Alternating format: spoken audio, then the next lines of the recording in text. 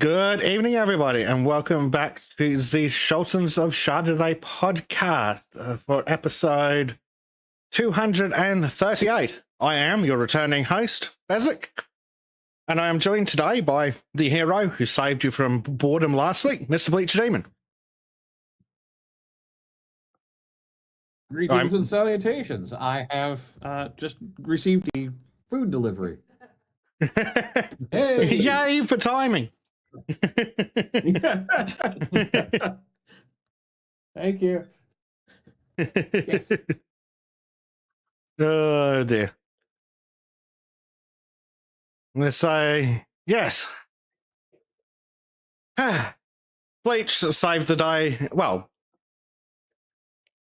Dave also offered, but Bleach already had the shit and had previously suffered through it. But but yeah, Bleach saved the day, and Dave would have taken over if Bleach had been off in the woods again. So thank you to both of them and Trim who showed up for covering last week while I was away on planes to unknown destinations. And I'm very grumpy about planes. You know it's off. I fucking hate flying. You know it's off to a bad start when you have to duck to get through the fucking door. Oh yeah. Yeah, so speaking of people that hate flying, Fat Dave, very nice blackout painting. Good morning. Yeah, I haven't been on an airplane for almost 9 years now, and I will keep that streak going as long as I possibly fucking can. Oh god, if it had been a personal trip, I would have just fucking driven. Right.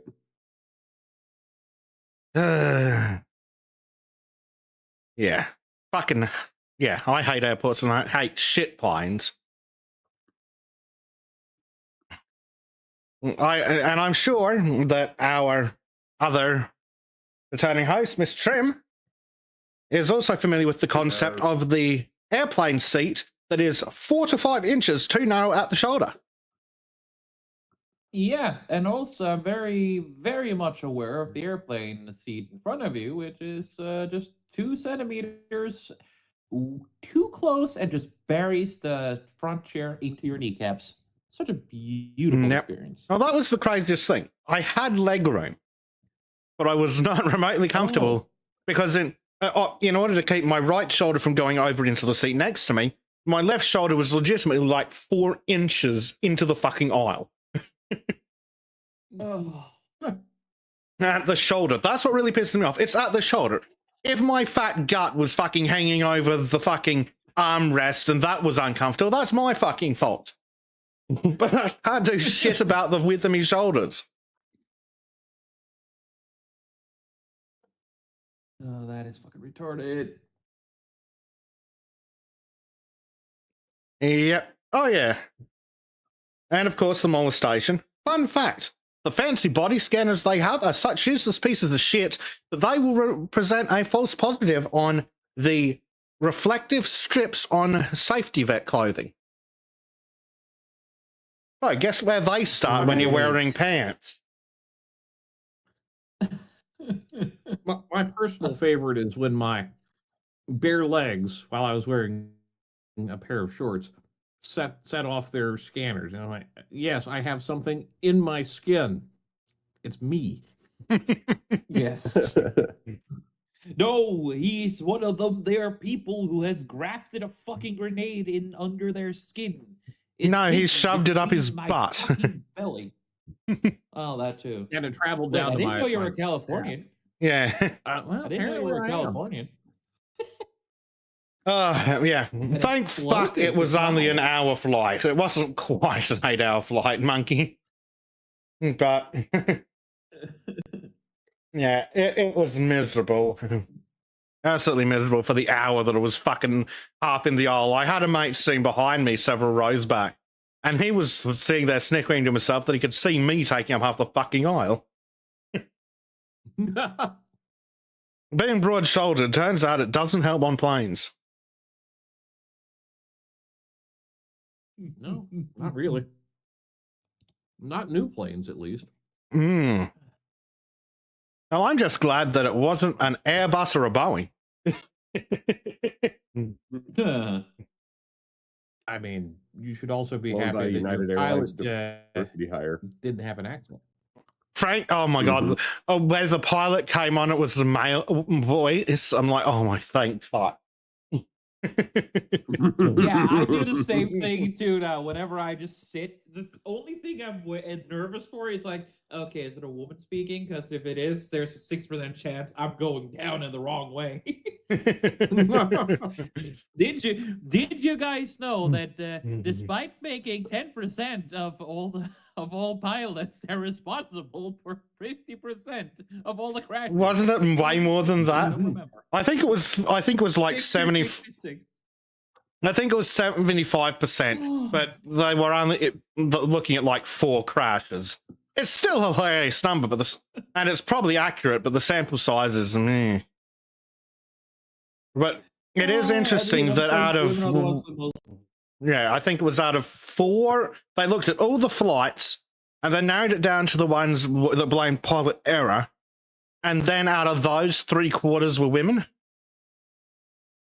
And that includes that dumb bitch helicopter pilot who fucking took out the whole last plane. Oh, yeah. Yeah, absolute shit show. But yes, oh my God. Dead set, I would have driven if it had been a personal trip. Oh my fuck, it sucked so much on that plane. Oh, I get it.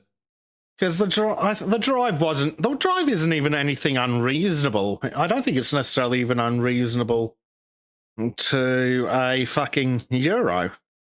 To an American or an Australian, it's nothing, but let me quickly see about how far it was away by road. An example, if I'm going to fly from, say, the top of Norway to where I live, that's a small hour's flight. Yeah. Yeah, it would have been about a 7 to 8 hour drive. And fuck me, I would rather have taken that. And I saw the price on the tickets too, and I'm just like, holy shit, it would have been worth it to drive. It costs something like $600 each way for an hour's flight. Ooh. Oh boy. I think part of that was the short notice booking, but god damn, flights are extortionate. Like $600 to go it's like $1 a fucking kilometer. Yeah. Impressive. Dumb, but impressive. Yep. Absolutely mental. Legitimately would have, if I'd been traveling for personal reasons, yeah, would have driven. That's only a tank and a half of gas. So about $70, maybe.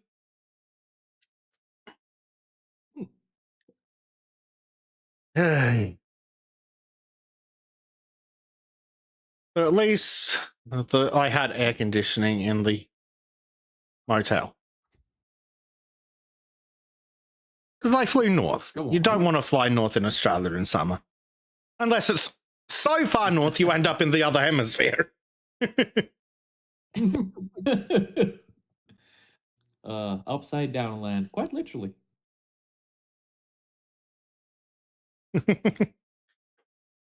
Monkey says, my voice comes on. Oh, thank God. We're finna get into air soon. No. All right, Monkey. Would you rather get on an airplane with a black male pilot or a white female pilot?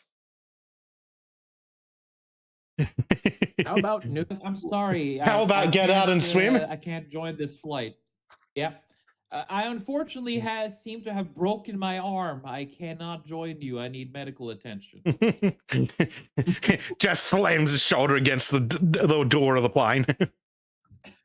Yeah. Fucking breaks it at the door. I'm sorry. I gotta take next plane. See you later. Monkey says he'd rather the black male.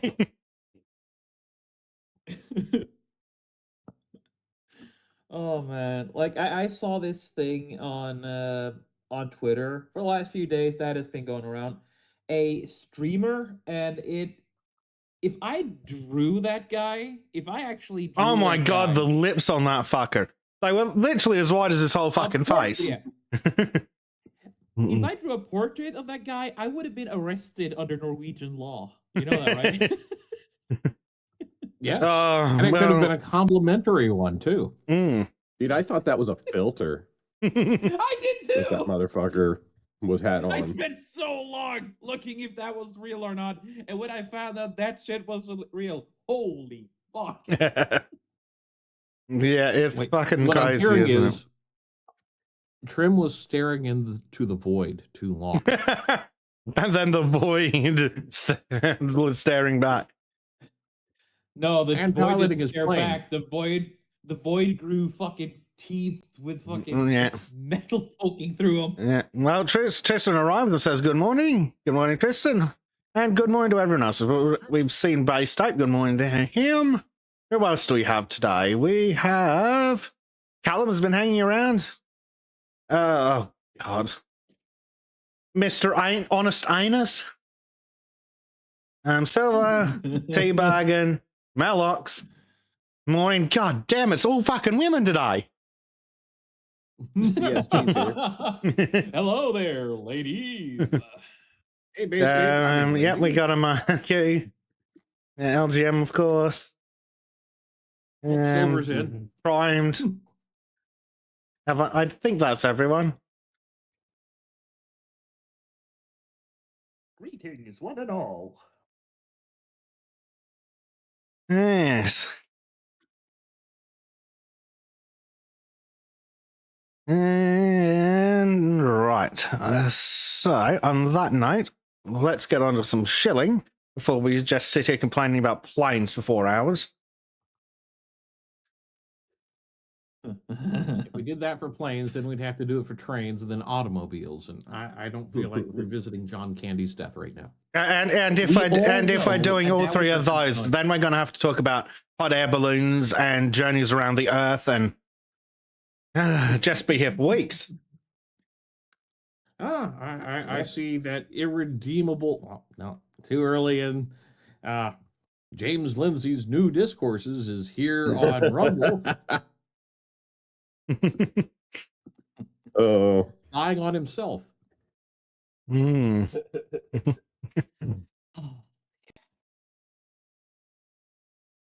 Right, so if you would like to support the show financially, you can pop over to the old subscribe star, and from as little as $5 a month, you can get access to a bunch of different perks.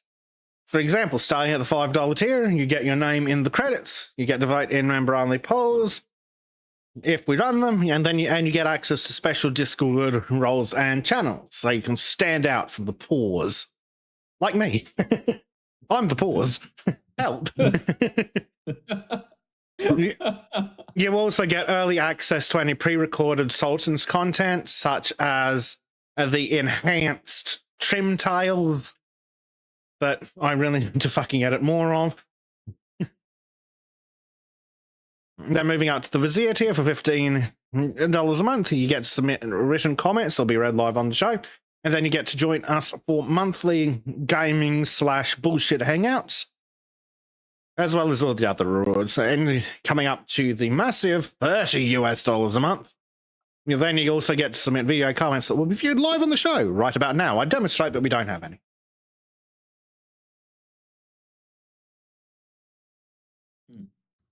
At least we prioritize them instead of, oh no, second thought. Indeed. And Morgan is still asking if you're begging for cat care. So the way that tracker works is I put in the total amount of the vet bills, and every time Subscribestar bills someone, it deducts from that original total. So yes, technically, it's still not been paid off. Or rather, I've still not recouped it. I've fucking paid it off to the fucking vet. But I still haven't recouped it. Fucking me, animals are expensive. The Teabaggin's got an excellent suggestion over there on Rumble. Oh, yes. Yeah. Start a BLM page and raise 100K. If Basic lives matters, then it's not false advertising. Yeah. Yep. Man, I'm so proud of the guy that got them with that. But God, I don't think I could tolerate talking lefty long enough to make it stick.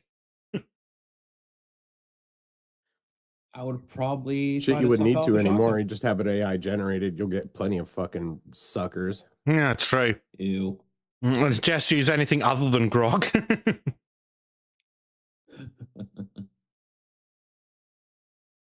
Oh, man.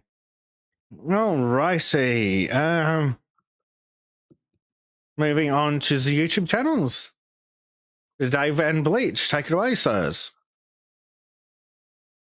Yeah, so the We Autist did- Circle continues go ahead, for please. season 2. And go ahead.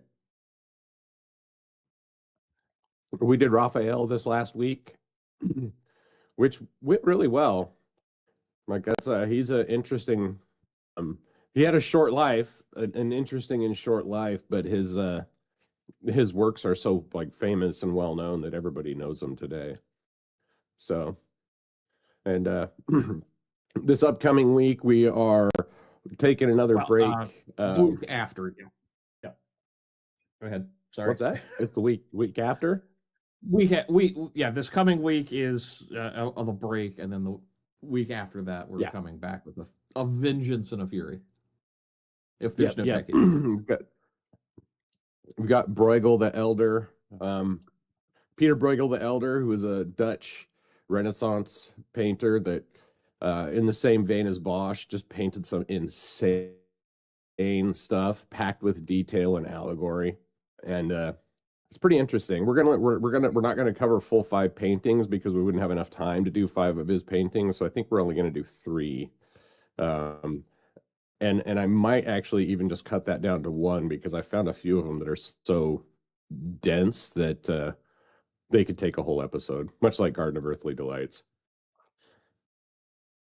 So that's what's coming up on Autist Circle in 2 weeks. And This guy sounds impressive if he's got at least 3 or more massive paintings with so much detail you can't even talk about it in an hour. And he painted a few of them in this. Yeah, and he painted a couple of them. I mean, he was very prolific, and he did a couple of them within the same year. So, just amazingly detailed paintings. In a stark contrast to some of the Renaissance artists like Michelangelo and even Raphael, who took a couple of years to complete a lot of their works. You know, these ones were all popped out super quick. Just amazing stuff. So anyhow, yeah, that's what's coming up on Autist Circle. Right. Yay. Fantastic. And you can catch that stream on either the Total Blackout Painting channel or Bleach Demons channel. Whichever one has the stream that functions. Right. Because streaming's fucking hard. Isn't it, Bleach? I'm like... It is a gift that keeps on giving. And by giving, I mean just sucking the soul right out. I'm giving you an aneurysm. Right. Prize.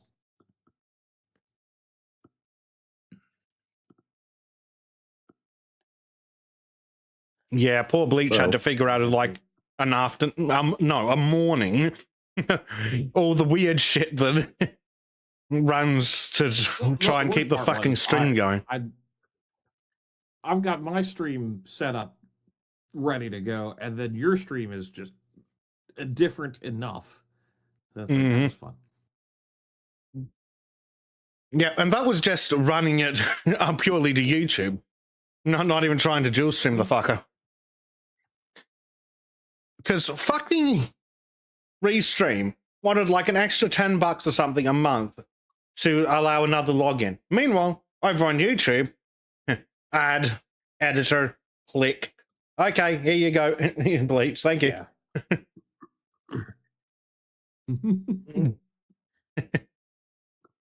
No, Trim knows what that's all like, whether he knows or not.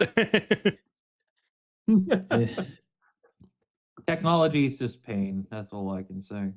Yeah, streaming's up right fat. Especially after, It is. especially when I keep forgetting to tell Bleach about the things that I've spent like a week trying to figure out. There's several of those. Yeah. Well, I'm luckily with the office circle. It's very straightforward, and Dave does a very comprehensive setup for the walkthrough. So it's primo. I think I'm the weak link. With that. You are the weakest link. I think my Goodbye. laptop is the weakest link. Windows 11 is the weakest link. Well, that Right? wow, that and Dave, we need to get that audio check done every time. Right. For both of I us, try to make apparently. sure I got it. Yeah. I got to make sure I check it in every fucking scene.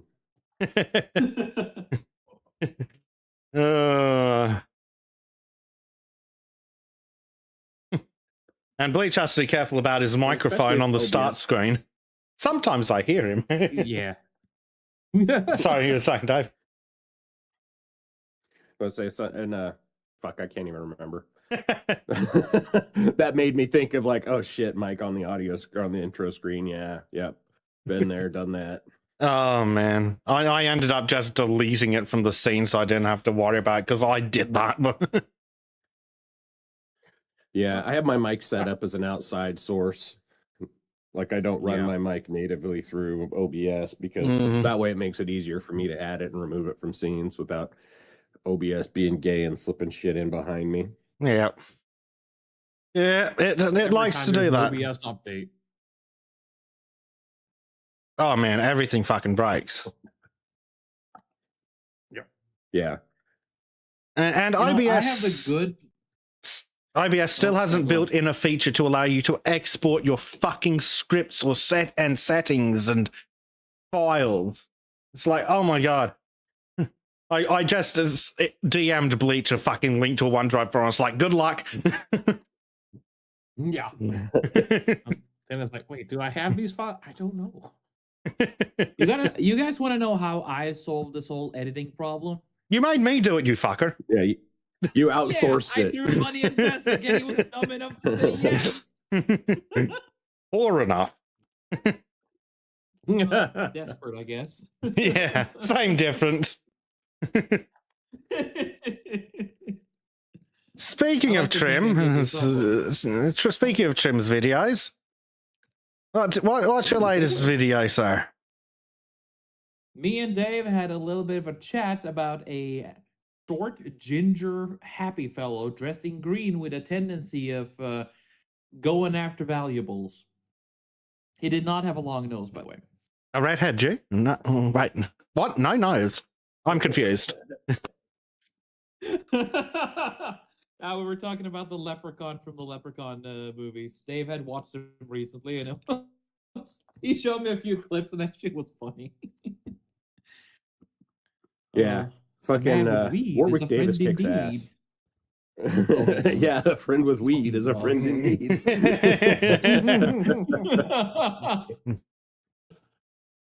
So much Yeah, better we than the were, other dwarf. Oh yeah, fuck you, Peter Dinklage. Oh. At least Davis can fucking act, and he likes to act in. While Peter Dinklage is the same like monotone thing. He can't emote at all. A calm, my God. calm role, he can do that, but emoting he can't do for shit. Warwick's the one from who did Willow, right? Yeah. Yep. Yeah. Yeah, it's interesting. He can act, but clearly he read the script to that fucking TV show and went, get fucked, and didn't bother. Yeah. His body turned up, but his Yeah. fucking soul didn't. That's was. And then it flopped so fucking hard they removed it from their servers. So now the only way to watch it is in the Disparu reviews. And it's shit. Well, you know, Davis has been in he's been in enough movies, I think, to recognize what a good and bad script is. The difference between a good script and a fucking payday, right? And when he can see that there's just a payday, like why would you bother putting in maximum effort when you know that Exactly. they're just going to center this show around the fucking the black female. No matter what he does, he's gonna end up looking foolish. Yep. The fucking lesbian girl boss. Ugh. Like they want to be like, oh, we're being subversive. Like, no, you're following the same tropes for the last 20 years. Oh, we're deconstructing the princess. It's like, cool. You may have noticed that every fucking movie and TV show for like the last 20 years has done that, going back to at least fucking Tangled from Disney. Yep. Probably further. Oh, Jesus, way before that, dude. Yeah, but I don't watch it too much in the way of Disney. I can't remember past breakfast, so it's all good. That was just the last one I could think of. I'm like, hold on, when did these movies come out? I can't even remember if that came out before or after fucking Frozen, and neither do I care enough to find out. But I mean, at least going back to Tangled, they're trying to subvert it there. Yeah. Here's an interesting fun fact about Frozen, is that that movie was released in a time when searches for Walt Disney's Frozen head were starting to spike, and so then Disney releases Disney Frozen, and so that when you Google Disney Frozen, you get their shit tier movie instead of information about cryogenics and Walt Disney being a fucking weirdo.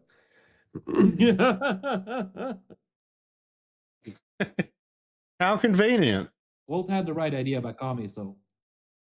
Oh, that worked out well for them. If you Google Disney Frozen, bomb bomb. Yep. Because I think they originally had a different name lined up for it. I think it was originally supposed to be called like the Ice Queen or something like that. But yeah, Frozen took away from the fact that Walt Disney's head is frozen. Oh, fuck me. That piece of shit came out in 2013. It's that old now. Wow. 13 years ago. Fuck. What are you talking about? 2013 was like 2 years ago. I don't know what you're talking about at all. That's right. Just like 2000 was only 6 years ago. Right? Yep. COVID was yesterday. Oh, God, if you see some of these fucking retards still running around in masks, they think it is. Like, did you wear a mask before COVID? No. Then you didn't give a fuck about respiratory infections, did you, fuckhead? Right. I still hear those idiots whenever we're on the boat. It's like, didn't you know we just had a pandemic? When they go around, sniveling at the people who aren't wearing masks. Didn't they know we just had a pandemic? Just had a pandemic. It's fucking 5 years ago, you stupid bitch. Also, it clearly wasn't a pandemic because sadly, neither of us is dead. God, if only. Unfortunately, we all survived. Yeah. That's the worst thing about a fucking disease with higher chance of dying of age. Oh, man. Right. The last thing I wanted to say was Scott Adams. Also, Trim. Holy shit, well done on that picture. Oh, thank you. Oh, yeah, man. That's spot on the fucking style sheet, dude. Though I think it does also give us a touch of insight into how Scott Adams is able to put out a comic daily for like 70 years. Yep. That's the joy of simple art styles. Yeah, like if Trim can make it something that close, pulled out of his ass in an hour. It's no fucking wonder that the guy who'd been practicing for 30 years could do it. But it's so, just the way he picked the archetypes, one of the three, the archetypes for the characters, and it just reads so well. Anyway, yes, Dave. And I think that's a testament to his genius, is that he drew something that would be so easy to just reproduce, to just shit out. Like, Mhm. he knew that he had to do it, and so he's like, I'm gonna make this as easy for myself as I possibly fucking can. Yep. And he did. And weirdly enough, made it an iconic art style. Yeah. I mean, just Yeah. look at Hello Kitty. It's everywhere, but it's surprisingly simple. Oh, Yeah. God, that fucking Hello Kitty annoys me immensely. But, yeah. The Dilbert looks spot on. Wally looks spot on. The boss looks spot on. Can't remember the woman, but because clearly she wasn't important. Alice, I think. Alice. Yeah. The Yeah. dog is a little bit squished, sadly, but I was starting to run Yeah. out of time. His aspect ratio is off. But still, yeah, because they're so well defined as archetypes, it comes across nicely. Yep. I'm happy how it turned out. And the other Honestly, part it of would it be is, funny if I actually tried to. Oh, sorry, you first. yeah. The other part of his genius that came through was in the actual writing as well. Like, anyone who's ever worked in anything resembling office has gone, oh, yep, been there, done that. Oh, I know a guy like this. It's like, I'd like to think I'm a Dilbert, but I have a feeling I'm a Wally. Hey, Wally for life, dude. Wally fucking knows what's up. Right? Yep. And the thing is, it doesn't even have to be just office work. These archetypes are in the fucking kitchen too. Yeah. Such a genius. Yep. I once worked with a woman, a waitress, who was an Alice, and that was the closest I've ever been to get punched at work. But I was going in to piss her off too. Yeah. Monkey says, after 15 years in software engineering, I'm still trying to convince my product team that genius lies in simplicity, not complexity. Roller Coaster Tycoon. I think it's Roller Coaster Tycoon. Fucking written in fucking assembly. Could fit on a fucking floppy disk or some shit. Yeah. You're right. You're absolutely spot on, Monkey. And like, most of us encounter in game development, like, is there a particular reason Arc needs to be half a fucking terabyte? Or is it just because the developers suck? Arc is what? I don't remember. Hold on. I think I've got Arc in my fucking library. One of the 73 variants they've released and ripped people off for. Yeah. Somehow I've got Survival of the Fittest and Survival of Evolved. I don't know which is which. Instead of I- Arc, you should play Valheim. Basically, yeah. Archheim. Survival Evolved is 165.67 gigabytes. Yep. Fuck off. Helldivers just managed to squeeze themselves down to 23. Yeah, Helldivers has actually gotten And smaller. the worst part. Yep. And the worst part is they usually do like 6 or 7 gig updates for Arc, for the various arcs. It's nuts. Mm-hmm. Yeah, I think the 500 gig was a touch of an exaggeration, but yeah, like it. I'm looking at it in Steam now, and it's legitimately 165 gig. The textures aren't that fucking good. No. Listen, so when the developers suck, it makes the game consume all the system resources, and the install gets huge. That's because of high-res texture packs. Yes, on the first one, and on the second one, sometimes, but I mean, depends what you're looking at. What have I got at the moment on the computer that I can look at randomly? Oh God! One of those shit. One of the fucking Sniper Elite games. How big is Resistance? That's the newest one. Sniper Elite Resistance is 120 gig, which is still too fucking large in my opinion. But yeah, there's a lot of really dense high res textures, and then on top of that, there's also a lot of laziness. Like in Ark, I think there's I don't know, laziness. And apparently in Helldivers, the reason it was like 100 gig or whatever to start with is they were trying to load shit in parallel or some nonsense. And then they found a way to solve that and then got it down to 20 gig.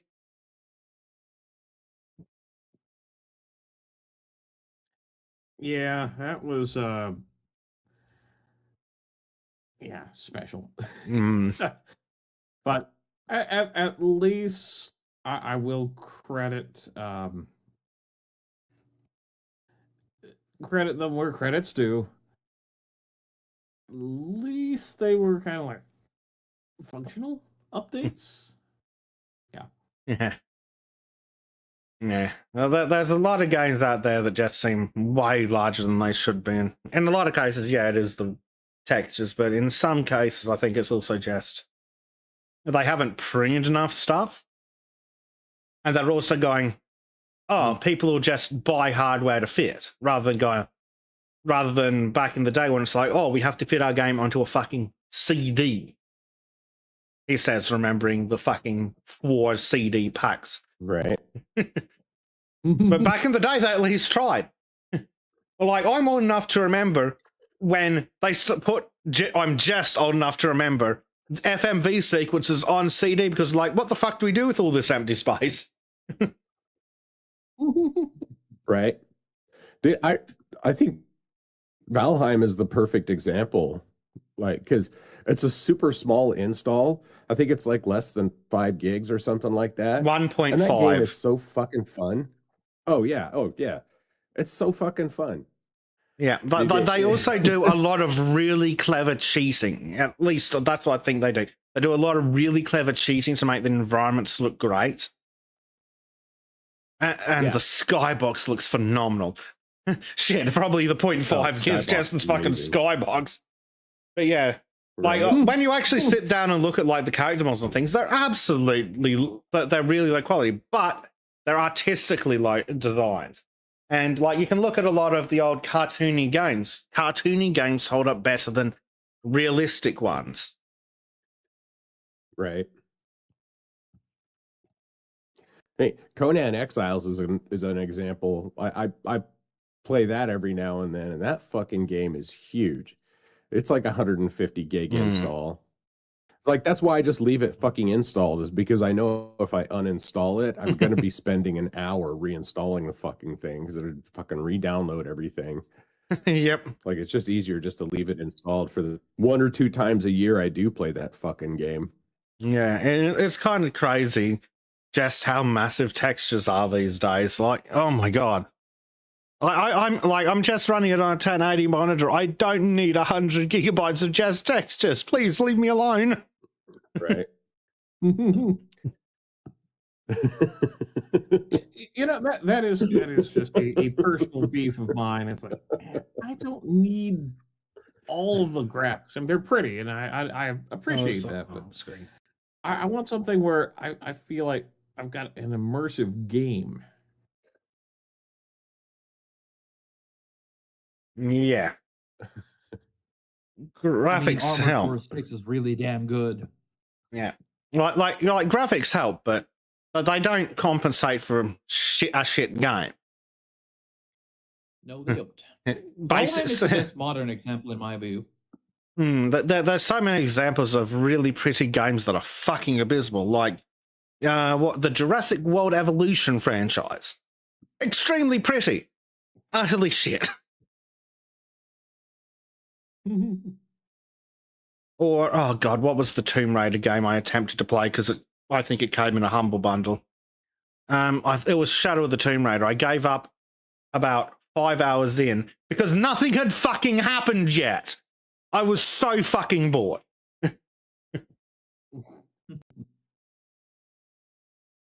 Absolutely awful.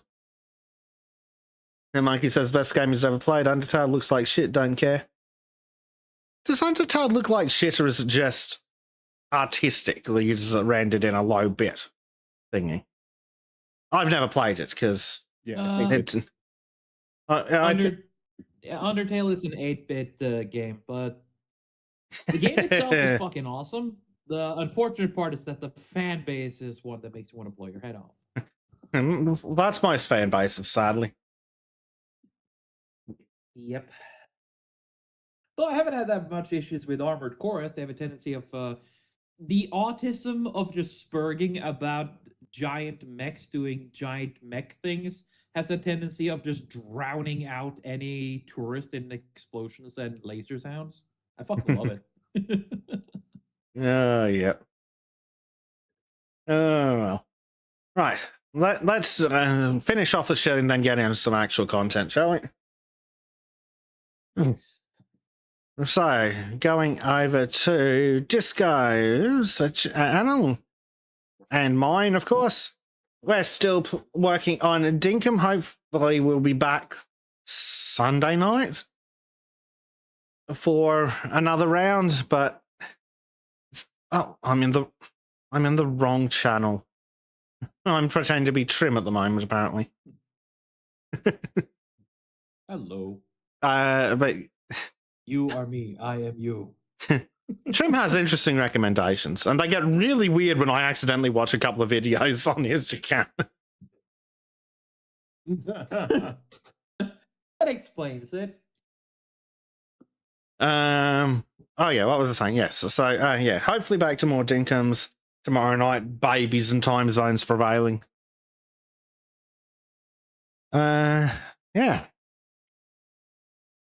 Other than that, I think that's everything. Hopefully I'll get another whatchamacallit.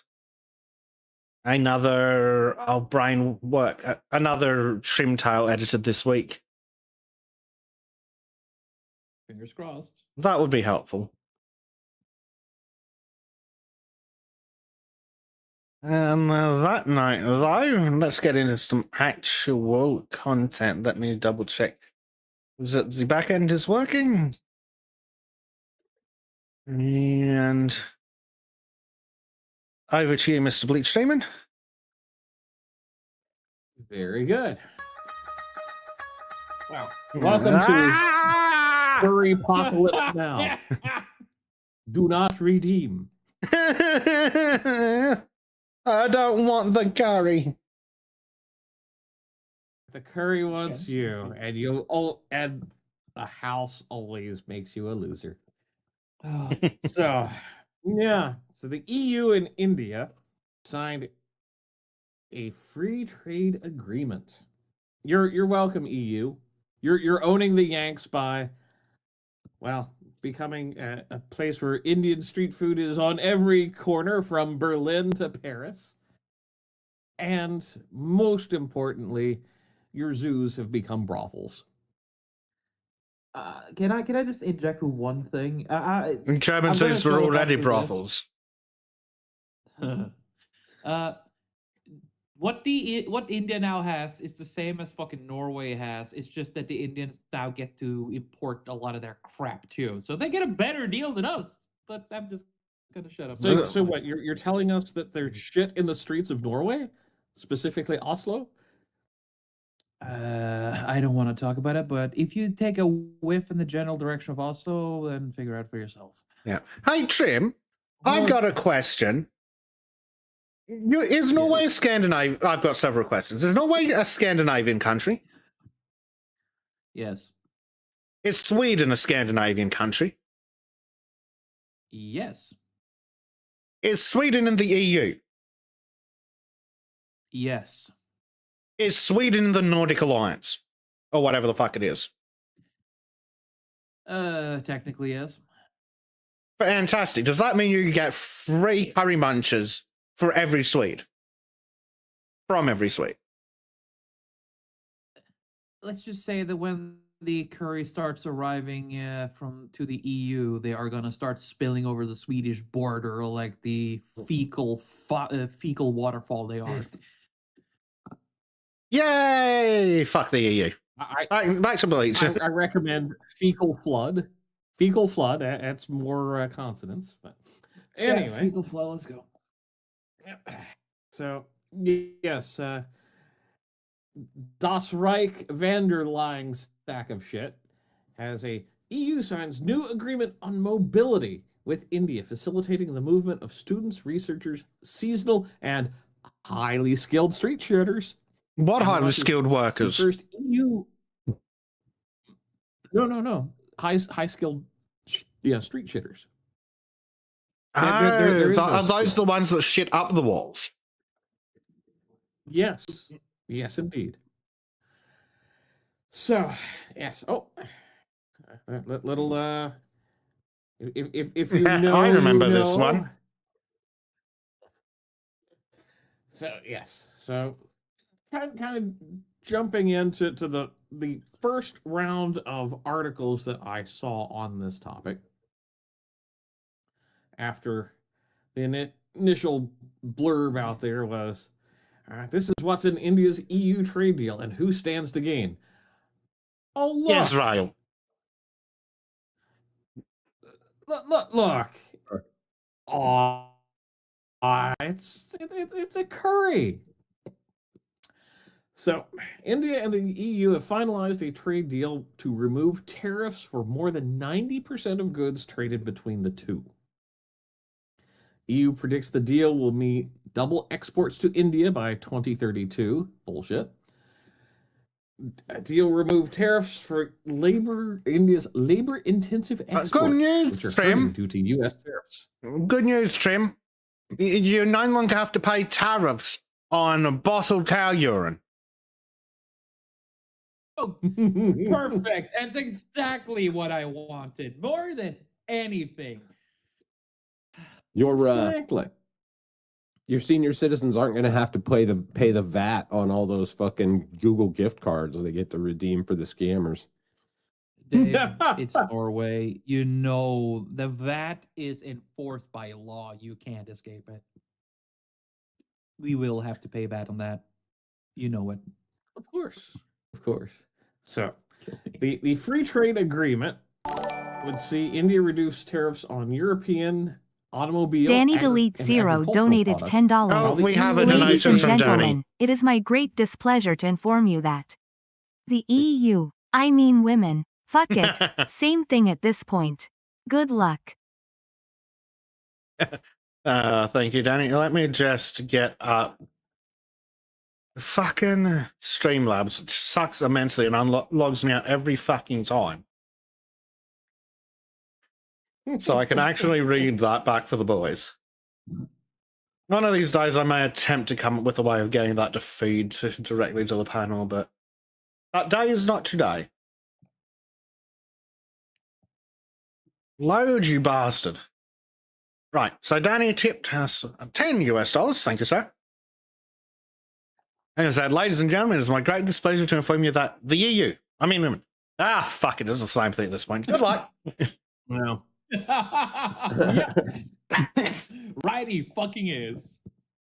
So, most of the Indian products will be textiles, leathers, marine products, gems, and jewelry. There's a developing story in the U.S. about a scam in Texas. I didn't pull that up, but yeah, there's a scam in Texas that just happened where they were scamming seniors out of gold. Of course, it was the curry. Shocking. Not. Yeah. So, Indian exports have been affected by U.S. imposing 50% tariffs. I mean, hell yeah, because the U.S. textile industry, for one, has been going down the drain for 30 years now. I mean, it doesn't exist. So, primed. I am curious where what leather products. It's probably like pleather, the plastic leather bullshit. Yeah, So, probably. the historic deal comes at a time when New Delhi is facing the brunt of U.S. tariffs and looking for alternative markets for its exports. The EU, long-standing trade ties with the U.S., largest trade partner, has been tested amid Trump's push to annex Greenland. Oh no, it's like international politics. So yeah, they're expecting long-term And yeah, this is what's important. So nearly eliminated tariffs up to 44% on machinery, 22% on chemicals, and 11% on pharmaceuticals. And there's also various auto manufacturers in India that are like Mahindra tractors, and that's, I think, Jaguar technically.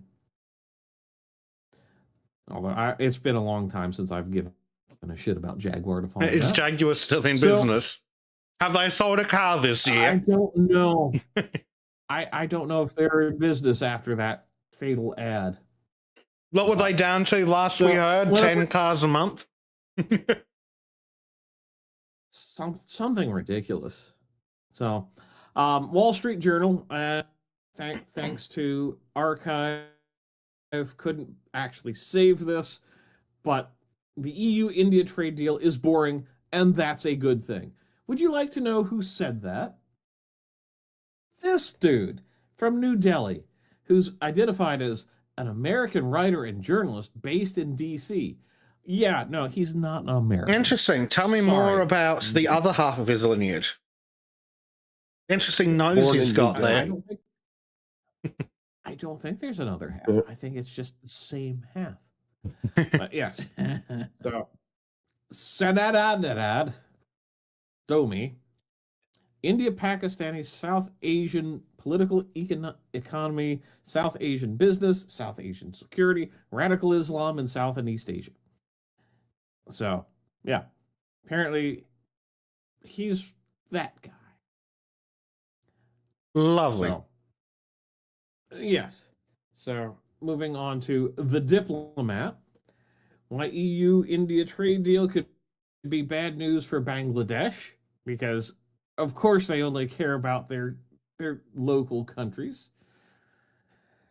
And, yeah, EU is preparing to treat India as a preferred economic partner in Southeast Asia, liberalizes trade up to 99.3% for EU and 96.6% for India. So Bangladesh is complaining that the EU tariffs will help India textiles and apparel. And of course, this author is this gentleman right here. Yes. Shocking, I know. How odd. So now we go to Orissa, which is let's just take a look at their splash page. Advocating rights in Southeast Asia, works to improve respect for human rights and labor rights in international supply chains, with civil society partners in India, Bangladesh, and Pakistan. So, yeah. So, they're speculating, will India's fishing industry soon disappear? Smallhold farms fighting up against the big, mean EU farmers.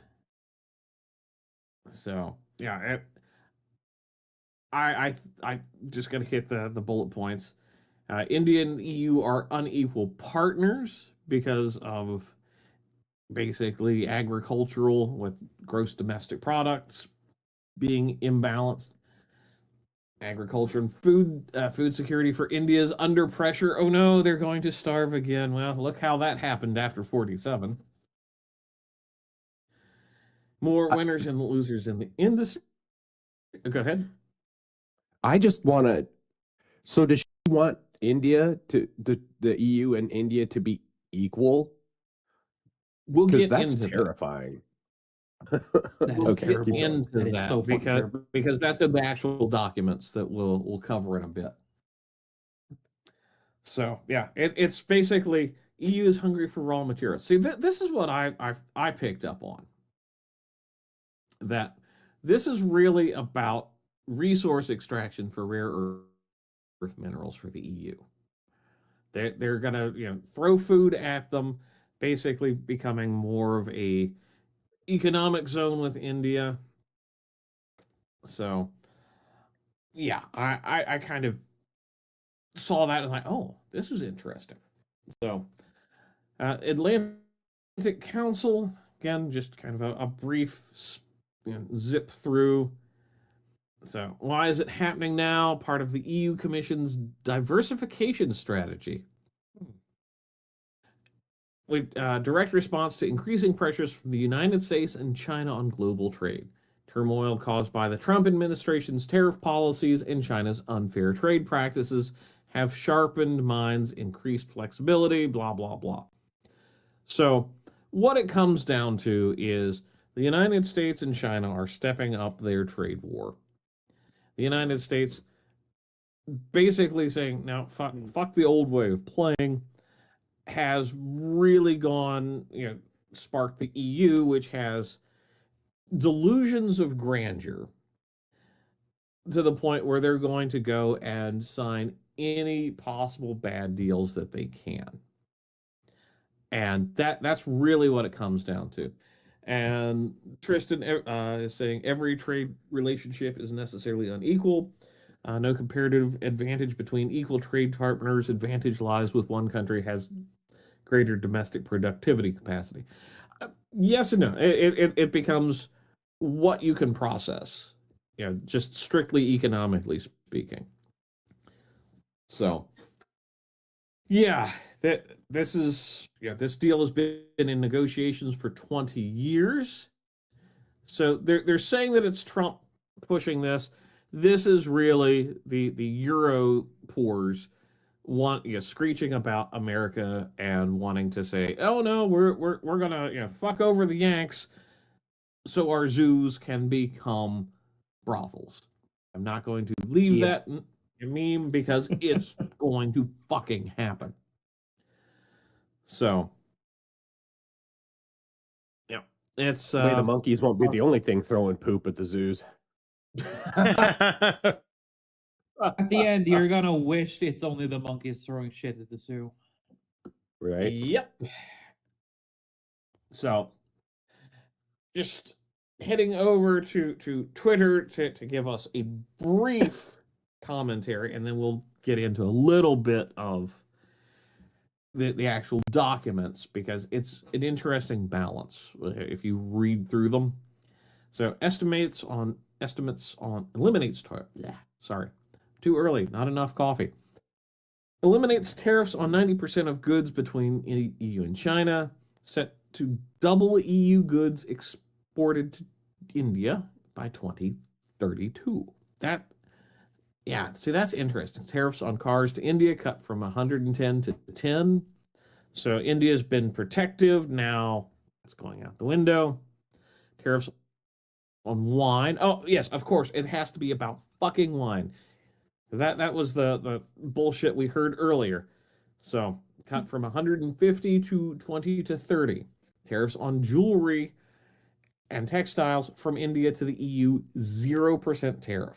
Fucking jewelry. So they're going the essential good known as jewelry. But totally not directly from slave labor jewelry. But the to me the bigger point is they're completely tanking what is remaining of the EU's textile industry. Oh, it's of course, just dead. On purpose. Absolutely. What else? Screw the people of EU. The fucking elites want more bling and shiny shit. Welcome to 2015, Dream. Shoot me. Don't worry, they will. And then this is the other, again, very important. Tariffs on furniture, chemicals, leather, metals from India cut to 0%. So they're also eliminating those industries in Europe. It's just, especially chemicals and metals, where that is horrifying. Absolutely fucking horrifying. Because Germany's economy has largely been based on chemicals for decades now. So that's going away. This should be terrifying to anyone who's reading through this. So we're looking at the official EU page, and this is the world's biggest free trade zone. EU and India represent around a quarter of the world's population with 2 billion people. 25% of the world's gross domestic product in poop will be the largest trade agreement in both the EU and India have ever concluded, and will give the EU significant competitive advantage in key industrial and agricultural food sectors. Again, this is human just fecal. Fucking hell! oh that's the added bonus. I think it's crazy and- how like the EU is all faggy and green about stuff, right? Like they want everything to be green, but there is not a single country on the planet that gives less of a fuck about the environment than India. And outsourcing all the chemical processing and steel manufacturing and all that stuff like that, like those are incredibly toxic processes, and India just dumps that shit into the ocean. They dump it into their rivers and into the ocean. They don't properly dispose of anything. So they're just asking to pollute the environment with this. Yeah. That's what Australia and China have been doing for like the last 30 years. Oh, Australia needs to be green. Okay, let's give away our fucking iron ore to China and then buy the steel back. Right? Yep. Screw this. Well, I mean, the So, recycling yeah, industry has been a scam for a long time, where they just send everything over to India, and India just picks out the valuable parts and dumps the rest of it into a fucking river or the ocean or something. Mm-hmm. Like they literally do not give a shit about the environment. They see it as someone else's responsibility. Yeah. This is the same thing with the environmental fascists here that are like, oh, we need green energy. I don't want to know about a nuclear power plant somewhere. Meanwhile, they're just living in squalor in urban areas, but they're concerned about the environment of a place they visit once a year, but everybody else has to suffer when their fucking big ass turbine rips up the mountainside and just fucks over everything. They claim they care about the environment, but these idiots don't touch grass. In fact, these idiots have never been in the fucking environment. They have never, ever traveled outside of geographic areas that have been completely adapted to human experiences. They have never been outside of areas designed for human travel. And they haven't, half of them haven't even been on a fucking bushwalk. And I don't mean a hike, I mean a fucking bushwalk. Like, I'm sorry, if your idea of getting in touch with nature involves a concrete footpath and a change in elevation of less than 10 meters over the entire fucking thing, that's not nature. That's a manicured facsimile of nature, carefully crafted by some poor bastard who works for the council. Yep. Yeah. There you go. It's fucking it. ridiculous. Yeah. So then it's fostering sustainable trade. Yeah. They're commits both the EU and India to implementing Paris Climate Agreement, supports women's economic empowerment, ensures effective implementation with civil society organizations playing an active role, protects workers' rights, establishes platform for cooperation on trade-related environmental and climate issues. Yeah. So just a brief aside.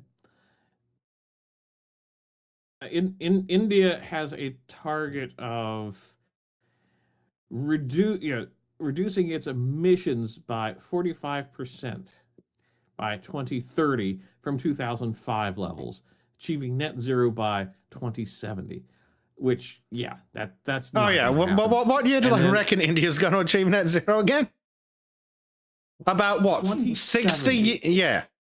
That might be 50 theoretically. years from now. That's theoretically possible if we nuke India today. Yeah. Somehow, I don't think that's the plan, though. But what I can find dream. very fascinating is this civil society organizations playing an active role. Yeah, that to me means it's going to be, little weirdos with clipboards, going around pestering and sexually harassing or assaulting other people. Anyway, so Bob's and Vagine. Gib. Bob's and Vagine. yes. So let's see. Ooh.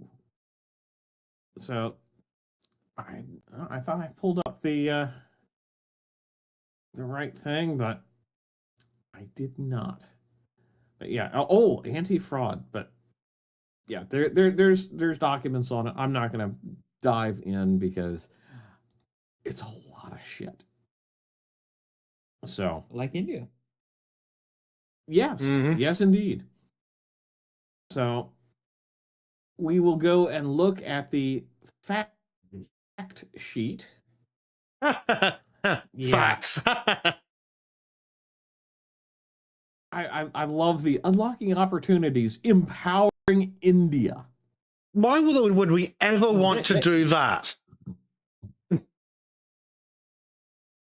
Because they're suicidal damn and they want to Yanks- end their own existence. no, it's a anti-U.S. homogeny. Yeah, that's the mentality here, because the Europeans think that India is still the backwards shithole that it was in the 1950s, not understanding that India has global domination mentality. That's why they're part of BRICS. That's why there's this big push for the manufacturing. Yeah. So, going through bilateral. So, here we go. Access to, and this is a little more. So, 70% tariff lines covering 90% of India's exports will have immediate duty elimination. 20% covering 2.9% of India's will have zero duty access over 3 to 5 years for certain marine products, processed food items, arms, and ammunition, amongst others. Oh, really? And yeah, Fuck's sake. yep. And let me jump back to the 70%. Important labor-intensive sectors such as textiles, leather, footwear, tea, coffee, spices, sports goods, toys, gyms, and jewelry, and certain marine products. Ah, yes. So, Poorly made, low-quality garbage. Just like what we've been getting from Temu for the last 5 years. yeah.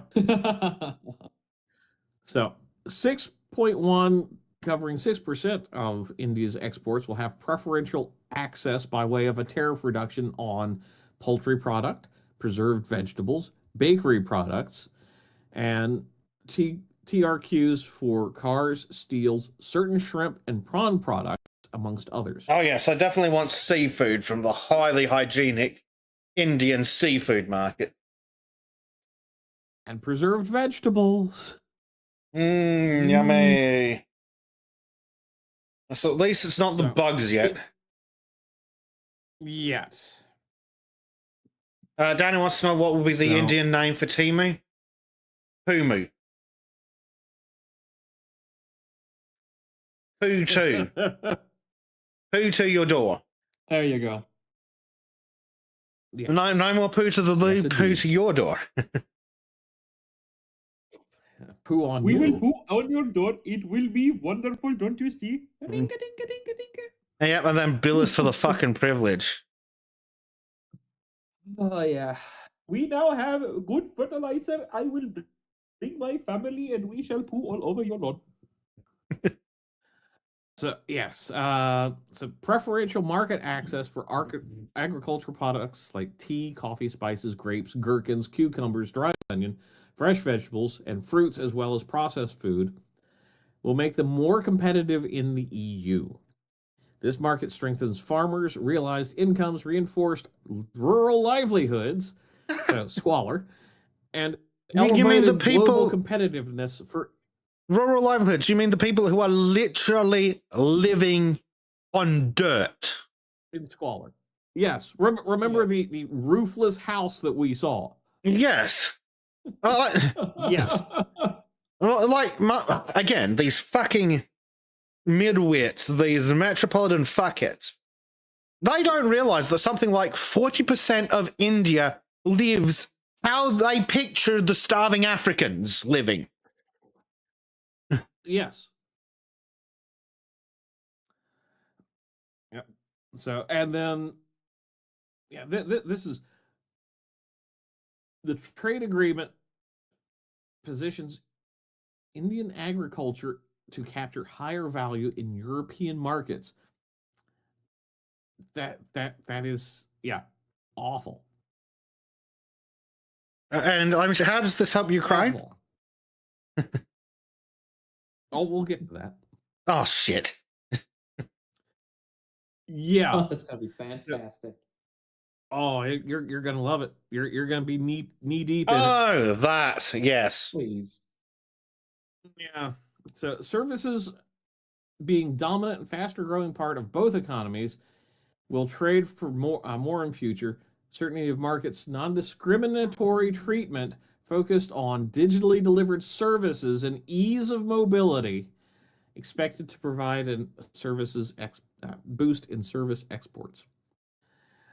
Under the FTA, broader and deeper commitments have been secured from the EU across 144 service subsectors, including IT, professional services, education, and other business services. This covers a vast range of service sectors and spectrum in which Indian service providers will get stable, conducive regime and the EU market to their supply services.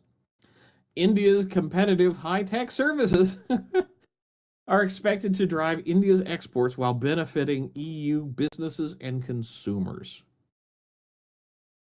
Yeah. India's offers 102 subsectors, covers EU priorities such as professional, business, telecommunication, maritime, remember the bridge in Baltimore, financial, and environmental services. Okay. Fertilizer. I do want to know, is this the disingenuous environmental services that they say in Australia, where it's like, oh, they're going to help with environmental services, and somehow that translates to cleaning the office? Or do they somehow think that these people who can walk across the river because it's full of trash are somehow going to help with the environment? Oh, it gets better. Ah, It gets shit. better. The FTA establishes an assured regime for temporary entry and stay for professionals, including business visitors, intra-corporate transferees, contractual service suppliers, and independent professionals. Through a comprehensive mobility framework, India strengthens its position as a global hub for talent. The framework eases movement of employees and their spouses and dependents. Oh, of course. Indian corporates. Yes. Of Indian corporates established in the EU in all service sectors for business entities aiming to provide services under contract EU clients. Independent professionals will provide services to the EU clients, get certainty in 17 subsectors for independent professionals, including IT, R&D, higher education, creating expanding opportunities for Indian professionals and knowledge-driven trade. India and the EU have agreed on a constructive framework to include a social security agreement in 5 years with all EU member states and continuing a conductive framework for entry of India students to study and avail post-study work visa.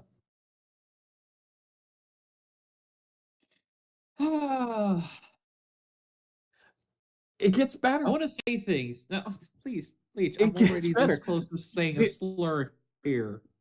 The FTA will provide a boost to Indian traditional medicine services and practitioners. Don't worry, In you'll be the fine. EU Just member rub some states, the cow shit on regulations it. do not exist. Yeah. Oh, don't you worry, sir. Your cancer is gonna be good. Just let me rub some cow poo and some cow pee on you, and you will be fine. No, don't worry. You're not gonna die in just 2 days because of the fucking pollution in your blood system. Do not worry, Trim. You do not need to use expensive alcohol to wash your wounds. You can just rub some cow poo on it. That will make you nice and clean. I'm gonna start chugging wood alcohol. Annoyingly, I think my Indian accent's getting better. That's a bad part, yeah. Ayush, whatever the hell that is, practitioners will be able to provide their services using professional qualifications they gain in India. The FTA There are no provides such qualifications in India. I'm sorry, Bleach, for interrupting. There are no such fucking qualifications. Half the fucking degrees there are fake. Yeah, and didn't the Indian police just arrest hundreds of people for tens of thousands of fake degrees? Yes, they did. Oh, Jesus. When the country whose sole skill is scamming starts arresting their own for being too good at scamming, you know it's gone too far. Somalis hope to be half what the Indians are. Good Lord. So, did you know that they have a ministry of Ayush? I don't know what that is, and I don't want to, but I have a feeling you're about to tell me. Yes. It's a root of some sort of alternate medicine bullshit. Yoga, neuropathy, Unani City, Raga, whatever the fuck. Yeah. So basically, it's taking the poo and rubbing it on you. I don't want the poo on me. I hate this. Oh, you don't hate it enough, Trim. Oh, I think you know what? No, the FTA provides future certainty and locks in openness of the EU for establishment of Ayush wellness centers and clinics in EU member states. Envisions a greater exchange with the EU to facilitate Indian traditional medicine services. So not only are we being flooded by sand people bringing their superior culture to EU and raping, violating, and killing everyone, now we're gonna also flood ourselves with Pajits who will end up crashing with these guys, setting even more shit on fire, and now not even the corpses are safe. Well, you just rub some poo on it; it'll be fine. Yeah, don't worry about your traumatic brain injury. Bleach, can I, how much for a green card? I don't know. I might just immigrate. But it gets better, Trim. It gets better. No, it does not.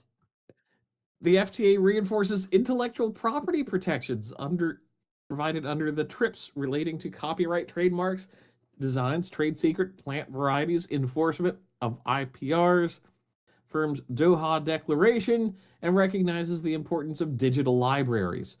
Specifically, the Traditional Knowledge Digital Library project in India. Oh my god. How many kilograms? You know what, Bleach? I can't believe I'm saying this, but can't you just tell us about the Joys of Life Day instead? Please? Well, you see, when a Wookiee loves itself very much, it goes to the pod.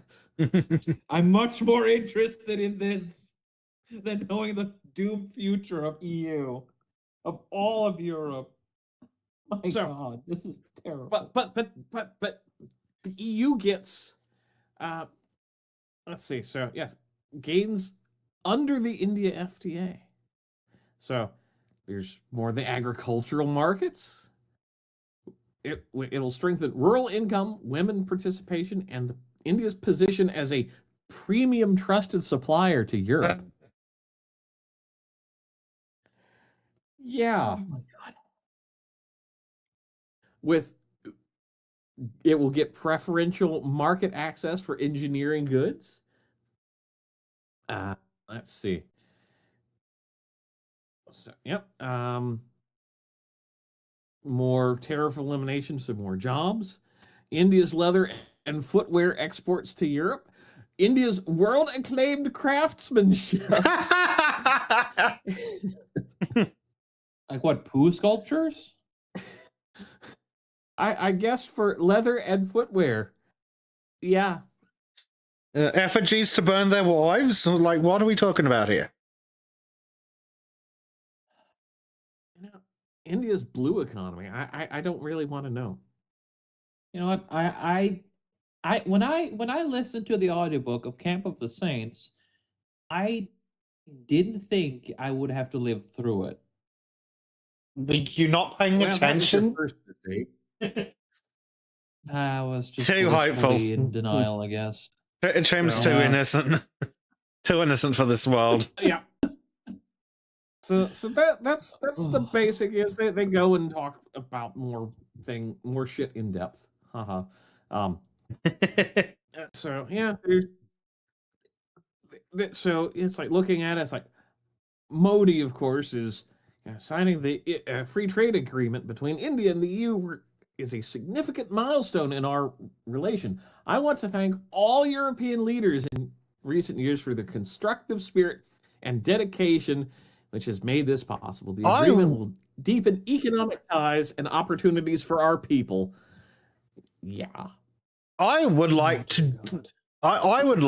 damn to hell all European leaders in the in recent years. How about that then, fucker? Yeah. Norwegians included, by the way. Especially Norwegians. I'll throw the entire big thing into that. Yeah, throw them in there. Like, oh boy, this is your nation's on globalism. I don't. The entire EU project isn't. If this is globalism, I want to destroy the globe, Trim. Yeah, this is my favorite line in all of this. Today, the world's two largest democracies launched a security and defense partnership, a platform for stranger cooperation. There's a typo. Stronger cooperation on the strategic issues that matter. So she's referring to the EU as a large democracy. Oh yeah. Yes. It is Ursula von der Leyen, right? We're talking about one of the most deluded fucking Germans in history here. Yes, a democracy where a bunch of unelected psychopaths do whatever they want and can't be voted out because they can change the results of elections regardless of what they feel like. Is that a democracy? Because that's what they're suggesting. Exactly. See, that's the thing. That is really the point that I wanted to drive home. It's like, oh, it's a democracy. No, you're unelected bureaucrats. There is no responsibility between you and the people on the street because you're a fucking technocrat. Yeah. So, yep. Then of course you get all of this. Yeah. Weirdly enough, that there's more of this coming from Ursula rather than India. But yeah, it's like total complete. Oh, CSG. It's not even managed democracy. Not even that nice. No. Yeah. A managed democracy would actually have given us something. You know, they would have done something for us to keep us, happy. While this here shit just is like openly and obviously saying, we hate you, we want you replaced, and we're going to replace you with this. Showing you a deformed fucking orc. Yep. Yeah. Well, and Bobcats, they'll openly tell you they're changing the demographics to win elections. Just like Spain. Well, quick. Let's move. Well, if demographic replacement isn't something to worry about, let's put 1 million Americans in Greenland for, I don't know, 5 years and see how the next referendum goes. Mm-hmm. And so here's another thing. Yeah, just timing wise. Apparently, it was India's Republic Day when they were basically concluding the agreement, and it's like, really? How So, much money yeah. did Ursula get paid under the table there? That much bitch did is she so make? She'll do it for ideologically free. captured. Yeah, she'll do it for free. She'll do it just so German people suffer. Yeah, that's true. She hates her own people Well, more than anything in the world. Not just German people, any European will suffer. So, and then I did find this just for trim. These times of geopolitical uncertainty, it's good to have Norway as a part of our European family. I had an excellent exchange with Norwegian Parliament's Standing Committee on Foreign Affairs and Defense. So they're trying to lure you in, Trim. And look, They're not trying to lure us in. Look, it's 2 FTAs. Yeah, and also And a do landlord. note that you have Sylvi Listhaug on the far left there. You have Sylvi Listhaug, the leader of the FRP party, the only quote-unquote conservative party in Norway. So she's in on it. And then you have fucking Erna Solberg. If you go to the right, the fat bitch, the chick that looks like a literal fucking troll, is the prime minister. She was the prime minister during the fucking coup. Good God, we really. This bitch. It really is idiocracy. We really are being run by idiots. It is. Yeah. Oh my God. Yep. And like, I hate this so much because we time and time again says we don't want to be part of the EU. And yet these Yeah, you keep getting the question wrong. In the top. Yeah. It's just every single one of them has to be, no, okay, you said now, no, now, so we'll just do it later. AP wants us in now because they are hungry for that EU cock. Høyre wants to go, okay, we'll wait 5 years. Oh God, I'm crashing out. Isn't it interesting? Yes, you are. And it's not even your segment. The EU goes, do you want to join the EU? You go, no. They go, well, okay, well, you got that wrong. Let's try again. Do you want to join the EU? No. What do you mean, no? Well, let's try again, and this time you got to get it right. Do you want to join the EU? Yep. Oh, 50.1% said yes this time. Fantastic. 5 years later, are you going to ask us if we want to leave? Why the fuck would we do that? Like, it's so interesting how they constantly push for referendum after referendum after referendum to get you into the fucking EU. But, oh, you want to have a referendum to leave? You're a bunch of racists. Yep. Again, if it's the one thing I will never forgive Denmark, Sweden, and Finland for doing, it is betraying us and Iceland by becoming a part of the EU.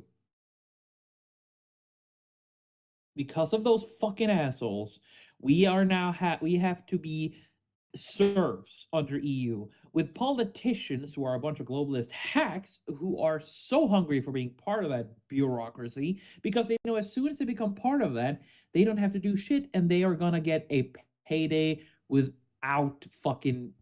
Oh, I mean, like Jens Stoltenberg is a perfect example, which I will cover when we get to my segment. Oh. Scream is not a happy bunny. Conveniently, that's next. No, I'm not. And so, just kind of on the downward spiral of this. So yeah, talking about our strategic relationship is even stranger. I'm going to stick with that typo. But it's like business is now borderless, according to von der Leyen's sack of shit. And it's like, no, you're going after. Basically, the way I'm reading parts of this is the EU is trying to control foreign governments and foreign companies and everyone else is playing ball. India, because they don't give a shit. They're not going to live up to the you know the agreements if they don't feel like it, and basically say, well, fuck you, you're racist if you don't comply with us doing whatever the hell we want. And the other part of it is just this, Euro poor anti-American bullshit that has been on the rise, and it's fascinating. Yeah, it's like, yeah, okay, America has its issues, but the Europeans are acting like America is the great Satan. And it's like, okay, well, if you want to keep up with that, this is what you're going to get. Ukraine needs 8 million migrants to avoid demographic catastrophe, employment rep warns.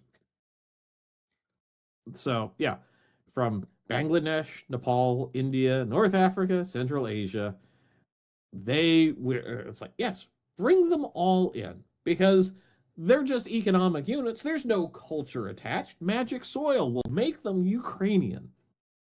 Yeah. Slava Ukraini now. So, and of course, I had to go and find a couple articles where Indians are complaining about Russia lures foreigners, including Indians, to replenish its troops in Ukraine. Yeah. Well, firstly, wage earners in Russia. New immigrants should always be the first to go to the front line. It's like, well, prove you deserve to be here, cunt. So this is be kind and fun. Entertaining. For average wage earners in Russia, it's a big payday. For criminals seeking to escape the harsh conditions and abuse in power, it's a chance for freedom. For immigrants hoping for a better life, it's a simplified path to citizenship. All they have to do is sign a contract to fight in Ukraine. Like they're not like they'll follow the contract. Yeah, exactly. They'll try to scam their way out of it. Oh, they'll try to wait. Maybe they're playing 4D chess here, and they're just going to use this as a way to kill more Indians on both sides and eliminate the Jeep population by importing infinite Bamalians into Ukraine and making them fight the infinite Bamalians in Russia. I mean, I like this. That's infinitely better than whatever it is they're actually doing. I love that. Genuinely love that. But this is what gets me. In 2024, India's Federal Investigation Agency said it broke up a network that lured at least 35 Indians to Russia on the pretext of employee, and the men were sent to combat. They're only complaining about 35. Jesus Christ. They're not serious fucking people. No, they're not. They're not people. They're fucking not. India bodies for foreign wars. Yeah, well, you don't mind coming over other places and raping the shit out of it. Why not go do something useful? Go to Tajikistan. Yeah, that's like Mandeep never reached Italy. Instead, he was taken to Armenia and moved to Russia, where his passport was allegedly confiscated, according to his family, coerced into signing a contract with the Russian army and deployed to the front lines. Oh, shit. Darn! Are Armenians doing back the to work? commissariat? Yeah. Also, thank you for the wine fill, Bleach. This was nice. He wasn't planning to go to Eastern Europe. He ended up, but he was planning to go somewhere else. But somehow he ended up there. Interesting. That doesn't sound like insert travel agency, legitimate travel agency here would do that. I wonder how his transport was planned. Oh wait, it was illegal. So fuck him. In fact, I have a suggestion for what we can do with all the immigrants that won't tell us where they came from. We ship them to Ukraine to fight for the glory of Astotska or whatever. For the glory of MILF. Yeah, I'm good with that. Yep. The Mullah's Independence and Liberation Front. I mean, if we had been a functioning society, sorry, Bleach, if we'd been a functioning fucking society, with logical leaders who actually had a hint of cunning, that's how they would do it, because it means that the people who actually did go follow through with it, went through the meat grinder, and came out on the other side, would actually have an appreciation for where they happened to be. No, they wouldn't. Please say the UK and the There's a higher US. chance. Yeah. So, how many So, US servicemen are so grateful to the US that they've then committed terror attacks afterwards? I've got a list. Actually, I don't, but there is one. Well, true. So just to kind of bring things into perspective with the way I'm thinking about India and its spider web of deceit, scams, and global reach. So the current president of Venezuela, I held a fraternal telephone conversation with the Prime Minister of the Republic of India, Mr. Modi, in a dialogue of deep human and spiritual connection. We agreed to deepen and broaden our bilateral partnership in all areas.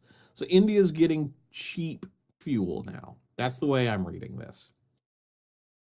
So yeah, that my general conclusion is this is all about BRICS. This is all about India trying to become a major player on the world stage. And this is also the EU throwing a fit because of Donald Trump. Because when the United States starts standing up for itself, and we can argue about methodology, but when the United States is saying, hey, we need to be more than just your cash cow, Europeans freak the fuck out. And I don't mean like our friendly Europeans who are here that actually pay attention to global politics and don't just have a chip on their shoulder because America bad. No, we're talking about call me a European again. Okay, Norwegian. He's a Swede. I'll rather be a fucking Swede than a European.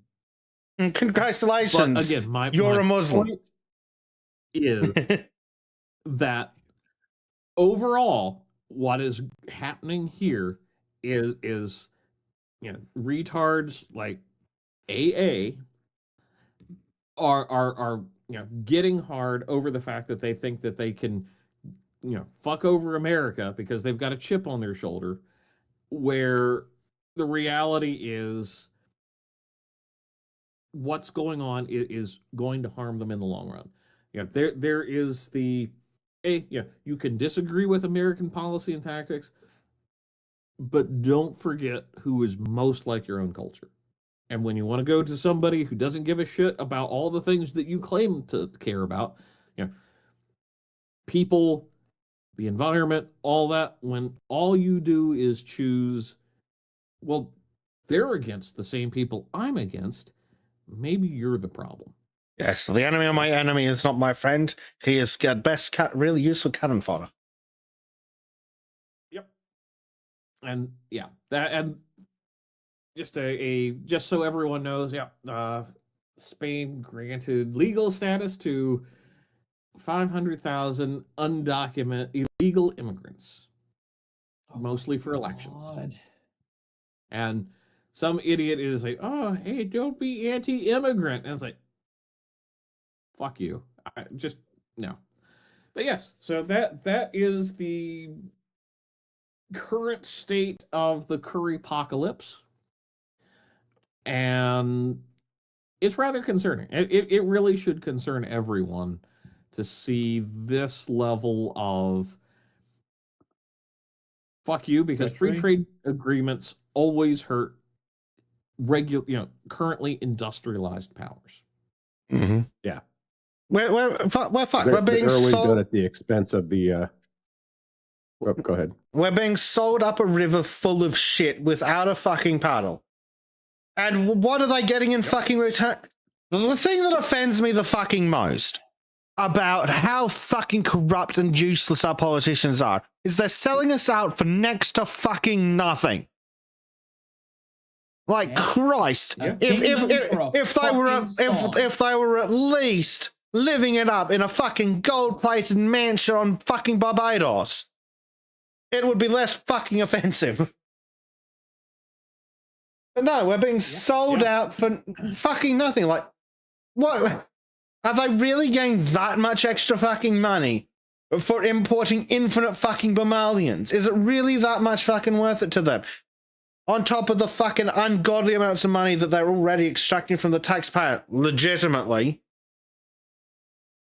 Absolutely fucking unreal. Yeah. Again, it's this has to be looked at purely through the lens of it's not about the trade. It's about going and saying "fuck you, Americans." That's what it's all about. It's not just only that, it is also the whole part where they want to eradicate everything that's in Europe. They want to remove European, because I'm pretty sure that Ursula and all her ilk, they view the acts of, shall we say, 1940s Germany to be their fault, which, I mean, for them might actually be true because they're fucking trying it again. But hey, if they're still feeling that generational guilt, which women have a tendency of doing, so now they have to punish us in order to feel good about themselves, when instead they should have swallowed a pill instead. So, a couple comments here to answer Danny's. You mean like Harry and Stelios? Yes. Bobcat, they'd sell you out for free because they hate you. Absolutely. Yes. And Tristan, it's not about personal gain; it's about destroying Christendom. Yeah. Oh God. Really and truly. I hate to make it a religious aspect, but there is, because there's the aspect of Christianity that they hate is there's honor and duty to your people, and they hate that. They fucking hate that, and they want to destroy it. Christianity is the essence of the West. They hate us and want us dead. Yep. Yeah, well, yep. I mean, and it's. I would definitely say, it's because it's, Christendom is predominantly a positive, and you can argue that, but when they attack Christendom, they attack the heart of European identity. Because it's so heavily influenced. An atheist is, even a Western atheist has a basis in morally in Christendom. Yeah. It's so heavily influenced by Christendom that they're inextricably linked. That they cannot be separated. Like the importance and divinity of Christendom is debatable and complex and changed, but they're inextricably linked. It's so intrinsically part of our history that you cannot separate one without destroying the other. Correct. In much the same way that you can only destroy Christianity by destroying Western culture. It's are we sure they're not all? It's almost like it's hand in hand with evil. Are we sure they're not all Satan worshipping baby eaters? They are. Yeah, I'm not going to argue that they aren't. Yeah. Everything they do just hints at it. And doodly. So, yeah. Oh, fucking hell. Well, if you'll excuse me, I need to go and fix my anti-cheat defenses. So you're putting a toilet outside. That's the plan. Surrounding his place with soap. Yeah. Basically, the plan is to take the area where we live and then strategically place bars of soap and toilets around. So to scare away the Jeet. It's like a scarecrow, but for Jeets. No, you need to pop down to your local supply store and get a dozen boxes of the cheapest laundry detergent you can find, the powdered stuff, of course. And then just sprinkle it around your house like salt to keep out fucking demons. Yes. That is exactly You just it. got to get a shower or a bathtub and put it in a place you can see really easily. That's Yeah. the biggest scarecrow right there. Also, running water would scare them away because running water isn't putrefied. No, if you've got running water, they'll shit in it. Just ask the French. Or throw trash in it. Just ask the French. No, but that's actually what they do. They do that to stop the running water because pure water is terrifying to them because it's pure. Yeah. Are you They need to saying corrupt they're everything, they like can't destroy it. beavers? It's the sound of running water that makes them shit. No, I'm basically saying that it's beavers are fucking useful. Pajeets just want to destroy and shit everywhere. Beavers, they're actually quite fucking useful Mm-hmm. because they build shit Typically, that yeah. lasts. Just a amount of shower head over every door like lamb's blood. Yeah, there we go. Yeah. No. I'm still trying to So- figure out if it Just are rem- ju- reincarnated drug beetles or if the beetles become them. Just remember, leaving a bacon cheeseburger in front of the door solves many problems. To solve the one that will eat Yep. the bacon cheeseburger, you put a book next to the cheeseburger.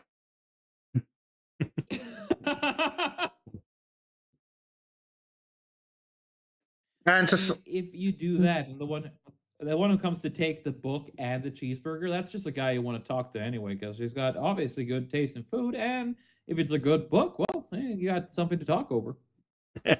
exactly. Oh dear.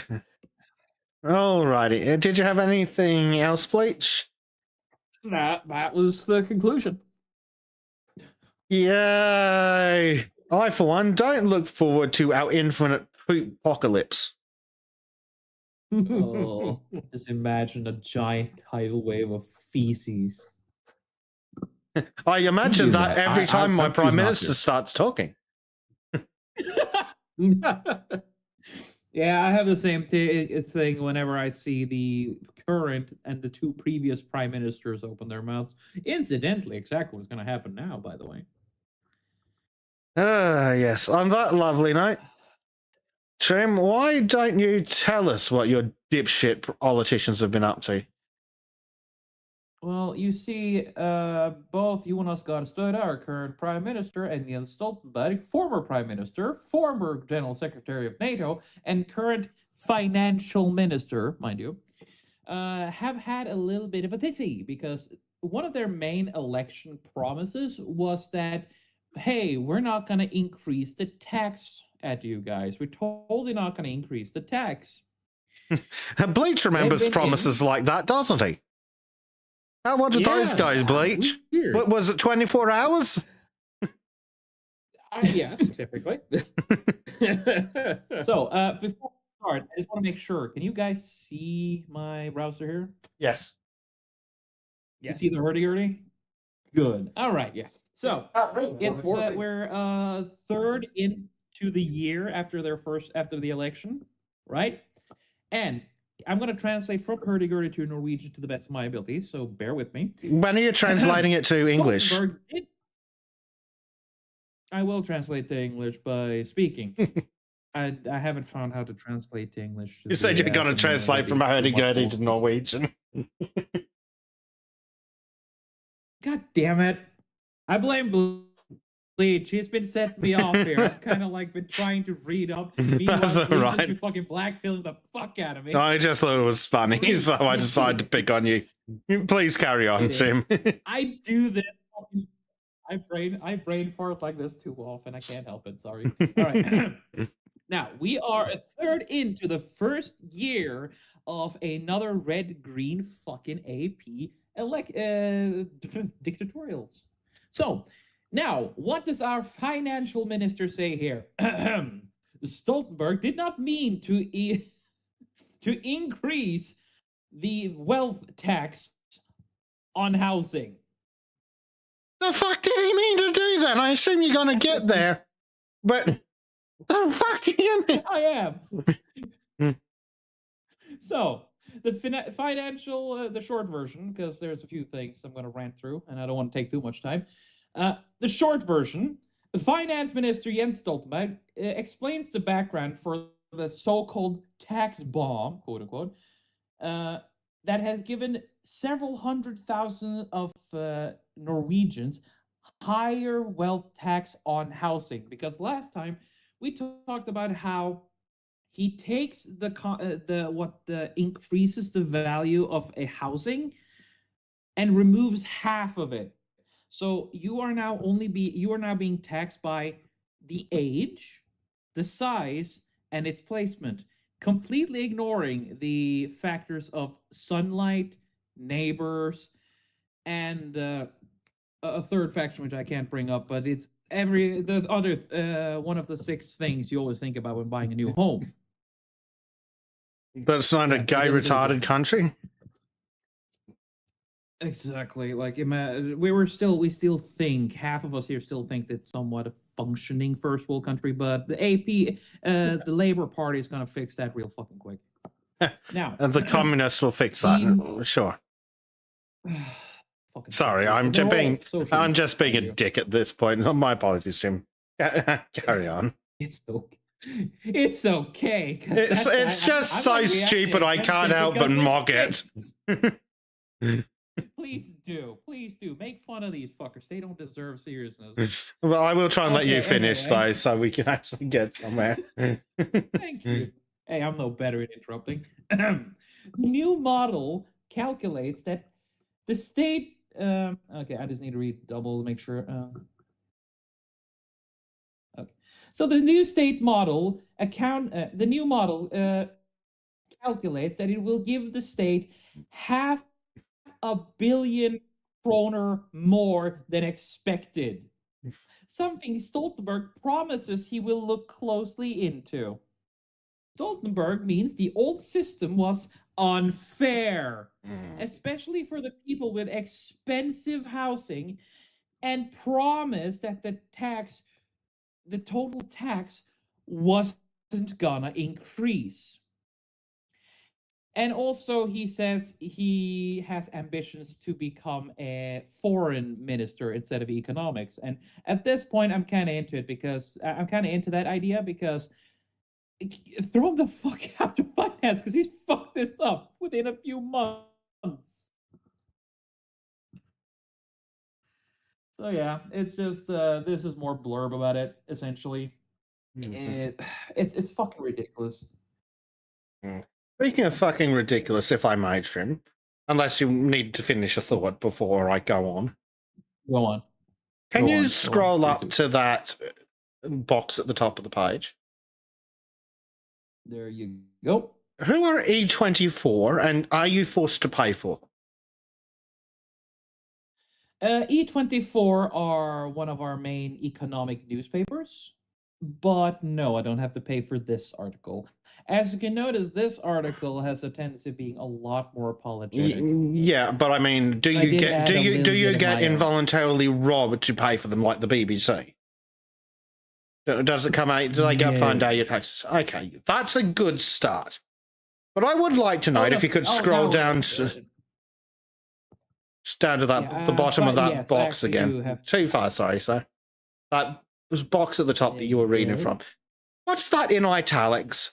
Is that them saying that they're a bunch of fucking lazy cunts who are using ChatGPT? Allow me to translate. The summary is made by the AI tool ChatGPT and quality ensured by E24's journalists. God forbid that they write their own fucking summaries like some fucking professionals. Lazy cunts. I mean... Oh, yeah, that's just fucking... Gemini does that shit. Of course, it looks like they're using ChatGPT. Yeah. Because it's the cheapest. It's pathetic. You're supposed to be a goddamn professional. Also, regular reminder that if you did get conned into paying for Copilot, you can still downgrade your Office subscription to just what you fucking wanted, which is not the AI. Because who the fuck needs fucking Copilot in PowerPoint?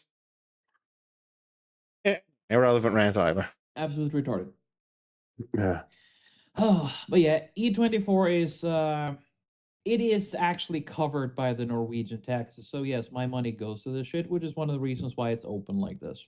Yay! You get. It's, Yeah. So Don't you you are think? paying for it. Yeah, aren't you I am thrilled paying for it, that yeah. you work hard to pay for some lazy cunt to run shit through ChatGPT? I am ecstatic, Bezek. I am so fucking happy. And I'm especially happy that this guy gets such a nice point because here's a funny thing about him. This tax bomb doesn't affect the guy. Unlike what Shocking. he's talked about previously, we previously talked about how he himself is going to get fucked over by the tax bomb because he himself is looking at a several million pension. He's Yeah. going to have millions of American dollars. 10, 20 million Norwegian kroner, which is like 1 or 2 million in pension. Now it turns out that the system that is made won't affect him. How Because guess what? convenient. Yeah, because his work has been in the public area, in public service. He's been a politician. He's also been in NATO, which other half of the fucking pension comes from.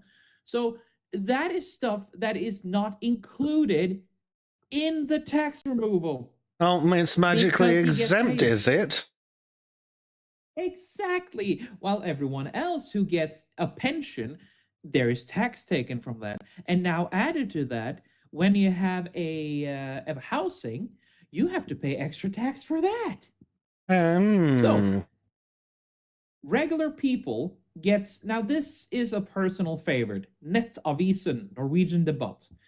These guys I like because they have decided to go in and just be honest with what they write. Each individual guy who writes these articles. Sorry, Gunnar for Stavrum us is, uncultured monolinguals, who are they? They are Nettavisen. They are basically a Norwegian newspaper who are, as far as they are the closest thing to an independent of the Okay. larger ones you can find. But does Nettavisen is And Nettavisen these- a Norwegian word or just their name? Just out of curiosity. Nettavisen literally means internet newspaper. Okay, cool. It does have a translation. Thank you. That's what I was after. Because I can guess what Norse Debat means. Yeah. Just as a It's wild quite guess. obvious what it is. Want to try a guess? Is it Norwegian debate? Exactly. 10 points for Bezek. Well, 10 points to Hufflepuff. Yeah. And do note when I scroll down here, do you see anything that is, anything that's lacking from the previous one that is completely funded by the Norwegian government? ChatGPT No AI doesn't implemented. appear to be present. No. This is all made by Gunnar Stavrum, who is one of the journalists here. And this guy just speaks it as it is. And that is why I like Nettavisen. These are the kind of guys who will make articles about Rings of Power and call it When Tolkien Gets Woke. Oh, lovely. Oh, yeah. These are one of the few journalistic places in the Norwegian sphere which I actually respect. So they're the only journalistic So- places in the Norwegian sphere. Yes, pretty much. Okay, thank you. Stop Sorry for the Jens distraction. Yeah. Stop Jens Stoltenberg's tax mistake. Slurv og hastverk, which means dicking around and being hasty hits hard.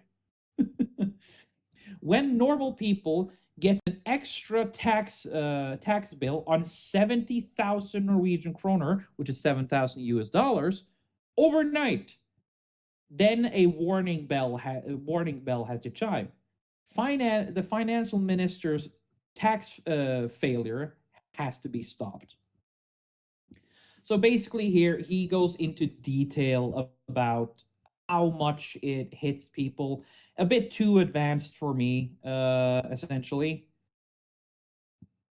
yeah, it's millions of millions. And even with this, the people who get the high payments, as long as they have a good enough excuse, they'll just be removed from it. Right? Mhm. So you see here, like this is a we call it a tabel. Yeah, mistake. And it just shows according to the different kinds of the different form amounts of money you have to pay. So if you get a little bit of increase, the difference of people and how much they have to pay. So it just increases in total amount of millions you have. And here now, everything. Sorry that again, you Trim. Could own you is just in- give us Yeah. the translation of the headings there on that graph? Increase in wealth tax, number of people, average change in wealth tax, and change in wealth tax per million kroner. Oh, lovely. Thank you, Trim. Deal with it, Melox. You're welcome. So people who are better with numbers here can see here just the different kind. So, It's honestly ridiculous. if I'm understanding correctly, is that like a monthly amount in that far left column or something? Yes. Okay, cool. So if you make 10,000 kroner or more per month, you get is that an annual increase of 22,400? Yes. So This is basically, the annual. the increase is going to be 2 months of your income. Yes. Sweet fuck. They really are working on a fucking 100% in tax, aren't they? Yep. Again, That's I am insane. considered to have a tax. My job gives me a slight relief in tax because I am a sailor. I get the sailor bonuses because I work on a boat. However, I still have to pay 34% of my wages in tax. If not, I'll get a fucking blowback in tax. Lovely. It is. Yeah. That's the only way they can keep people on the boats, isn't it? Make the tax so fucking onerous that you'll fucking end up with a negative income if you leave. Pretty much. It'll fuck me hard if I go off, but it shouldn't give me any extra tax. But if I quit off the boat, it should just count until the last month I work there, and from there count me at the regular tax. But I might get a tax blowback from that. So, oh yeah, that's funny. So what I'm hearing is One of the reasons. have your last day of work right before the end of the tax year. That's the plan. First, I need to find a job that can counter it. Yep. So this Yeah. dude basically, I like his way of writing. I wish I could read it to you because this is so passive aggressive towards Jens Stoltenberg. This dude is not happy. Like, and now Jens Stoltenberg, Financial Minister Jens Stoltenberg, and Prime Minister Jonas Gahr Støre are just standing there scratching their heads, trying to find out how this this unforeseen tax restriction can be paid back. God, I love Norwegian.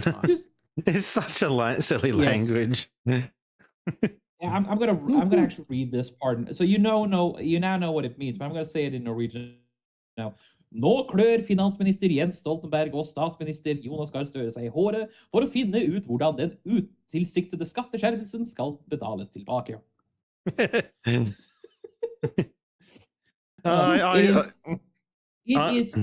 Oh, go on. I love how it being your native language just immediately clicks in and suddenly you're talking 3 times faster. I mean, obviously, but it's fun. Yeah. I do enjoy it. Yeah, it's funny. And now Melix will chime in with something insulting. As it should Always be. sound so happy. Norwegians always sound so happy. It's yeah, we're happy. Until we meet someone from the north of Norway, they sound completely depressed. And this is why they're fucking depressed. And north of at the northernmost point of Norway, you get a 20% tax relief. However, the unfortunate part is you have to live up in the north of Norway. Yeah, many such cases. -minus degrees. Yeah. See Alaska, they get a small payment or tax break or something. It's not enough to cover moving to Alaska, but they do get a little bit for living in bumfuck nowhere. I'm not sure if that's just being in Alaska or being in certain parts of Alaska. There are a few people whom I know of who works in the same company as me that are registered to live up in the far north, which means that's where your mail gets sent. But they are quote unquote renting further south. Fair enough. Tax evasion's based. Yeah, they basically have a dude. They hire their neighbor to go and get their mail and then mail it down to their new home. Nice. Yeah, it's fucking genius. They fucking avoid 20% taxes on that shit. Having a piece of shit useless house, which they will lend off to someone if they need it. Because one of these guys, it's a very small house hut. And his neighbor goes by sometimes because they have a deal that, okay, you could just, if you need people to live there, just use there, but don't use too much electricity, blah, blah, blah. And they just have this fucking friendly ass agreement. So his neighbor gets to use his house whenever he needs a party or something, and he gets a fucking 20% relief on taxes. Yeah, that's funny. I don't want to do the same, but oof, the housing prices are murder up there. Oh yeah, where was I? It is also Ide blå. It's a euphemism in Norway, meaning we have no fucking clue. So it is also no fucking clue about when it's gonna happen. And in the meantime, the elderly needs to down pay housing they have maybe lived for their entire adult life and live in. Well, shut up. Apologies, that stupid fucking autoplay video. Unfortunately, I don't think chat heard that. Brad's like, where does the sound come from? Shut up, bitch. But I heard it. Yeah. Yeah. So in the meantime, so basically here it says the Prime Minister and Financial Minister don't know when they're gonna pay the money back. Nobody knows when the hell it's gonna happen. And now old elderly people will have to pay extra tax on their housing, and they will have no clue if they will have enough money to actually keep their house. Lovely. It is, yeah, it is. Let's see. Yeah, it is too bad. It is for dårlig. It's not the whole too bad kind of insult. It is more like when a Norwegian say that's too bad, it is a condemnation of the situation, not sort of a insult that says get good. So it's a condemnation. This is not enough. This is too poorly done. And the rush that has now been shown here is no reason to trust that the new method will be any better. The conclusion is to set the the conclusion is to set the follow through of this on hold until you actually know how to fucking make this work. Yeah. So as you can tell, this dude is just a reasonable feller. This is something I already have bitched about. För att tala med det. Sorry, I need to quickly skim read this. Okay. The bottom line for the tax changes is in the government's own advice for the state budget. The responsible state advisor is the financial minister Jens Stoltenberg, and of course the prime minister themselves. It is actually their responsibility to check that the information they put forward is correct, and they have failed. It is about 40,000 people that get a near collective 900 million kroner increase in their wealth tax. That's a That is the fucking numbers. lot. We just knock off 2 zeros to get close enough to US dollar, right?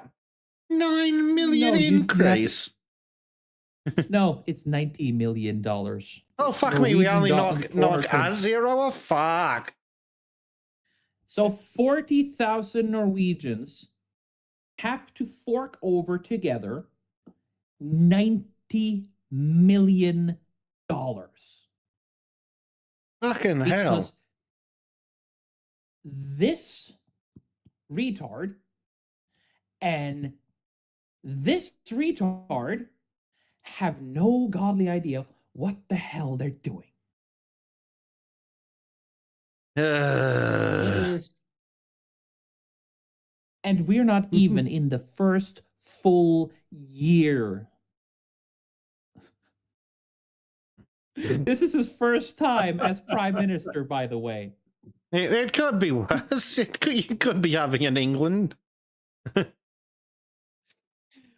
We are 5 years away from England, and we're gonna get to there right after I'm done here. Yeah. Yeah. So, this idea, the arguments, points, I guess. The points against. Let's see. Yeah, they are the discussion of justice. It jumps over each other with a lot of different problems.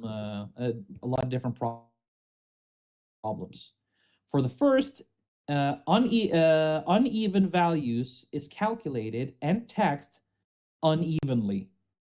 A farmer pays, for example, almost no wealth tax, while property tax for their own and property tax for farmers almost pay almost nothing in wealth tax and housing tax for their own houses.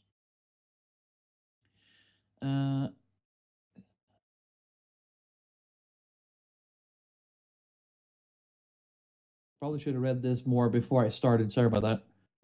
Yeah, I maybe. just need to double check so I say it right. Yeah. Secondly, it is. Secondly, nor is the new model guaranteed to work, but it has clear points of error that makes that two houses that is worth equally is priced differently. Again, because they've removed half the reasons for judging the value of the property. So they just tried to simplify it, and in so doing, fucked up everything. Yeah. But the most important of tax changes, the most important thing is that tax changes has to be made planned properly and in good time so they can actually be introduced properly. Rushed and random changes is not fair. Here is where the financial minister Jens Stoltenberg failed, and it doesn't hold. And it doesn't hold to repair this. It doesn't hold to fuck. What's the thing that the BLM keeps reeing on about? Reparations? Yeah. And it's not enough with reparations for the victims of this change for fucking up everything here, as that would be basically trying to fix it with duct tape. So yeah, that's kind of bullshit we need to deal with. Yeah, Yeah. and just Yeah. yeah. So you have two in the new changes. You have some people. Some people are having a luck here because there are 426,000 Norwegians who gets reduced wealth tax. However, with the new rules, there are 235,000 who gets increased wealth tax. Lovely. That God, that's over a third.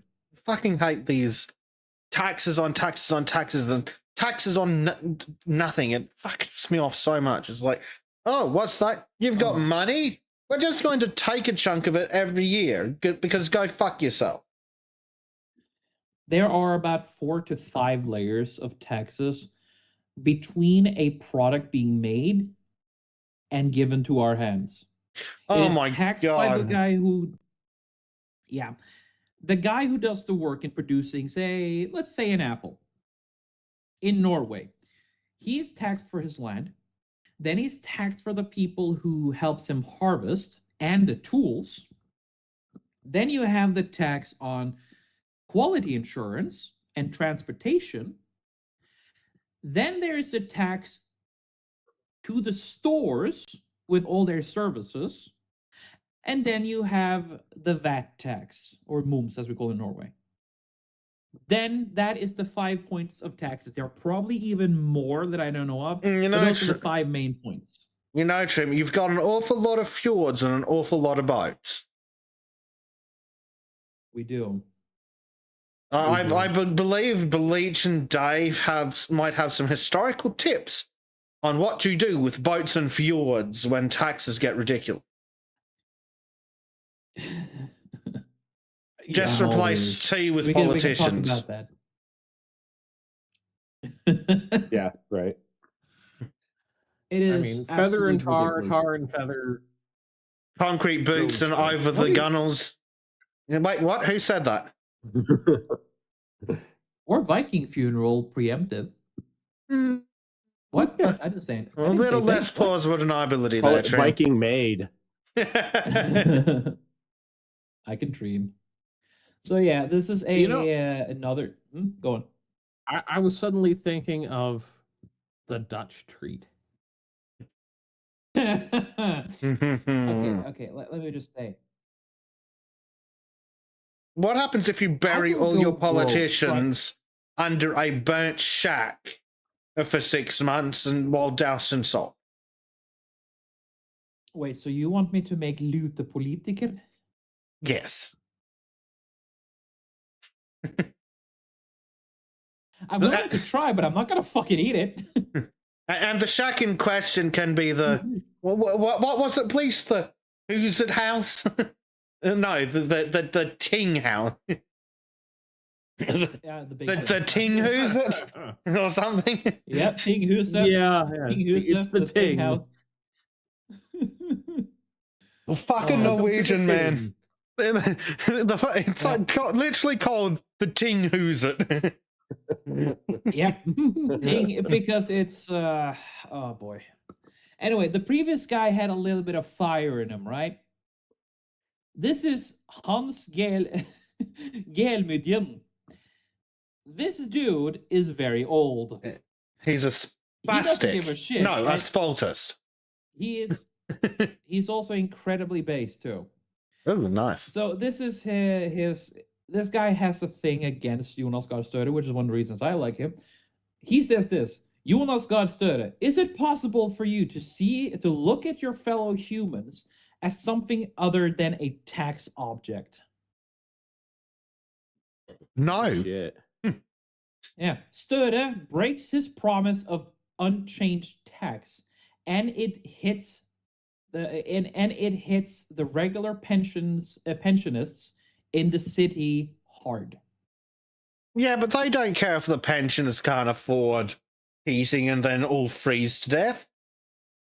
Less healthcare expenses that way. And then they can tax the estate. Or better yet, if they don't have kids, because they've been listening to 70 years of feminist propaganda, the state can just take all their assets anyway. Yep. So, the commentary, and this is as a note, the commentary gives an impression of the writer's opinions.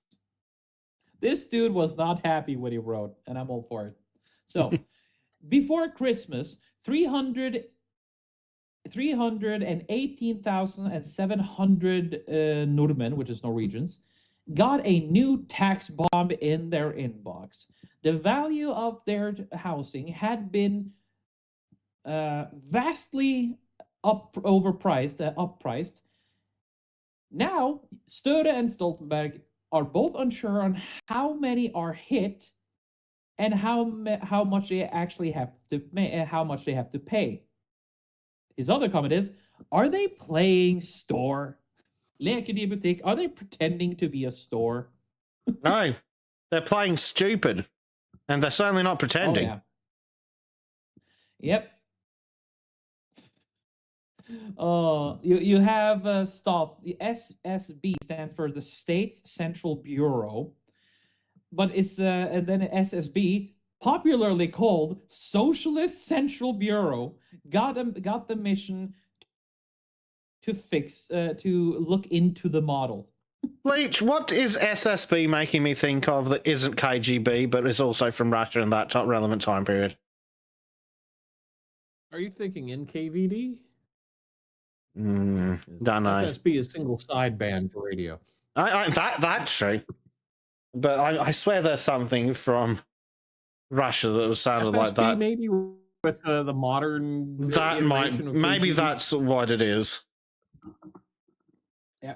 So I'm just gonna read this article. Try to read it quickly. Yeah. Socialist Central Bureau rides again. For the first time, Prime Minister Jonas Gahr Støre is honest. To Dagens Næringsliv, which is another newspaper, on the 28th of January, he actually says that the new wealth tax on housing isn't a mistake. The tax is a result of fully planned socialistic politics. The reason for the tax, so-called anmodningsvedtak, which is estimation. Estimation from June of 2020 is a so-called estimation from June of 2021.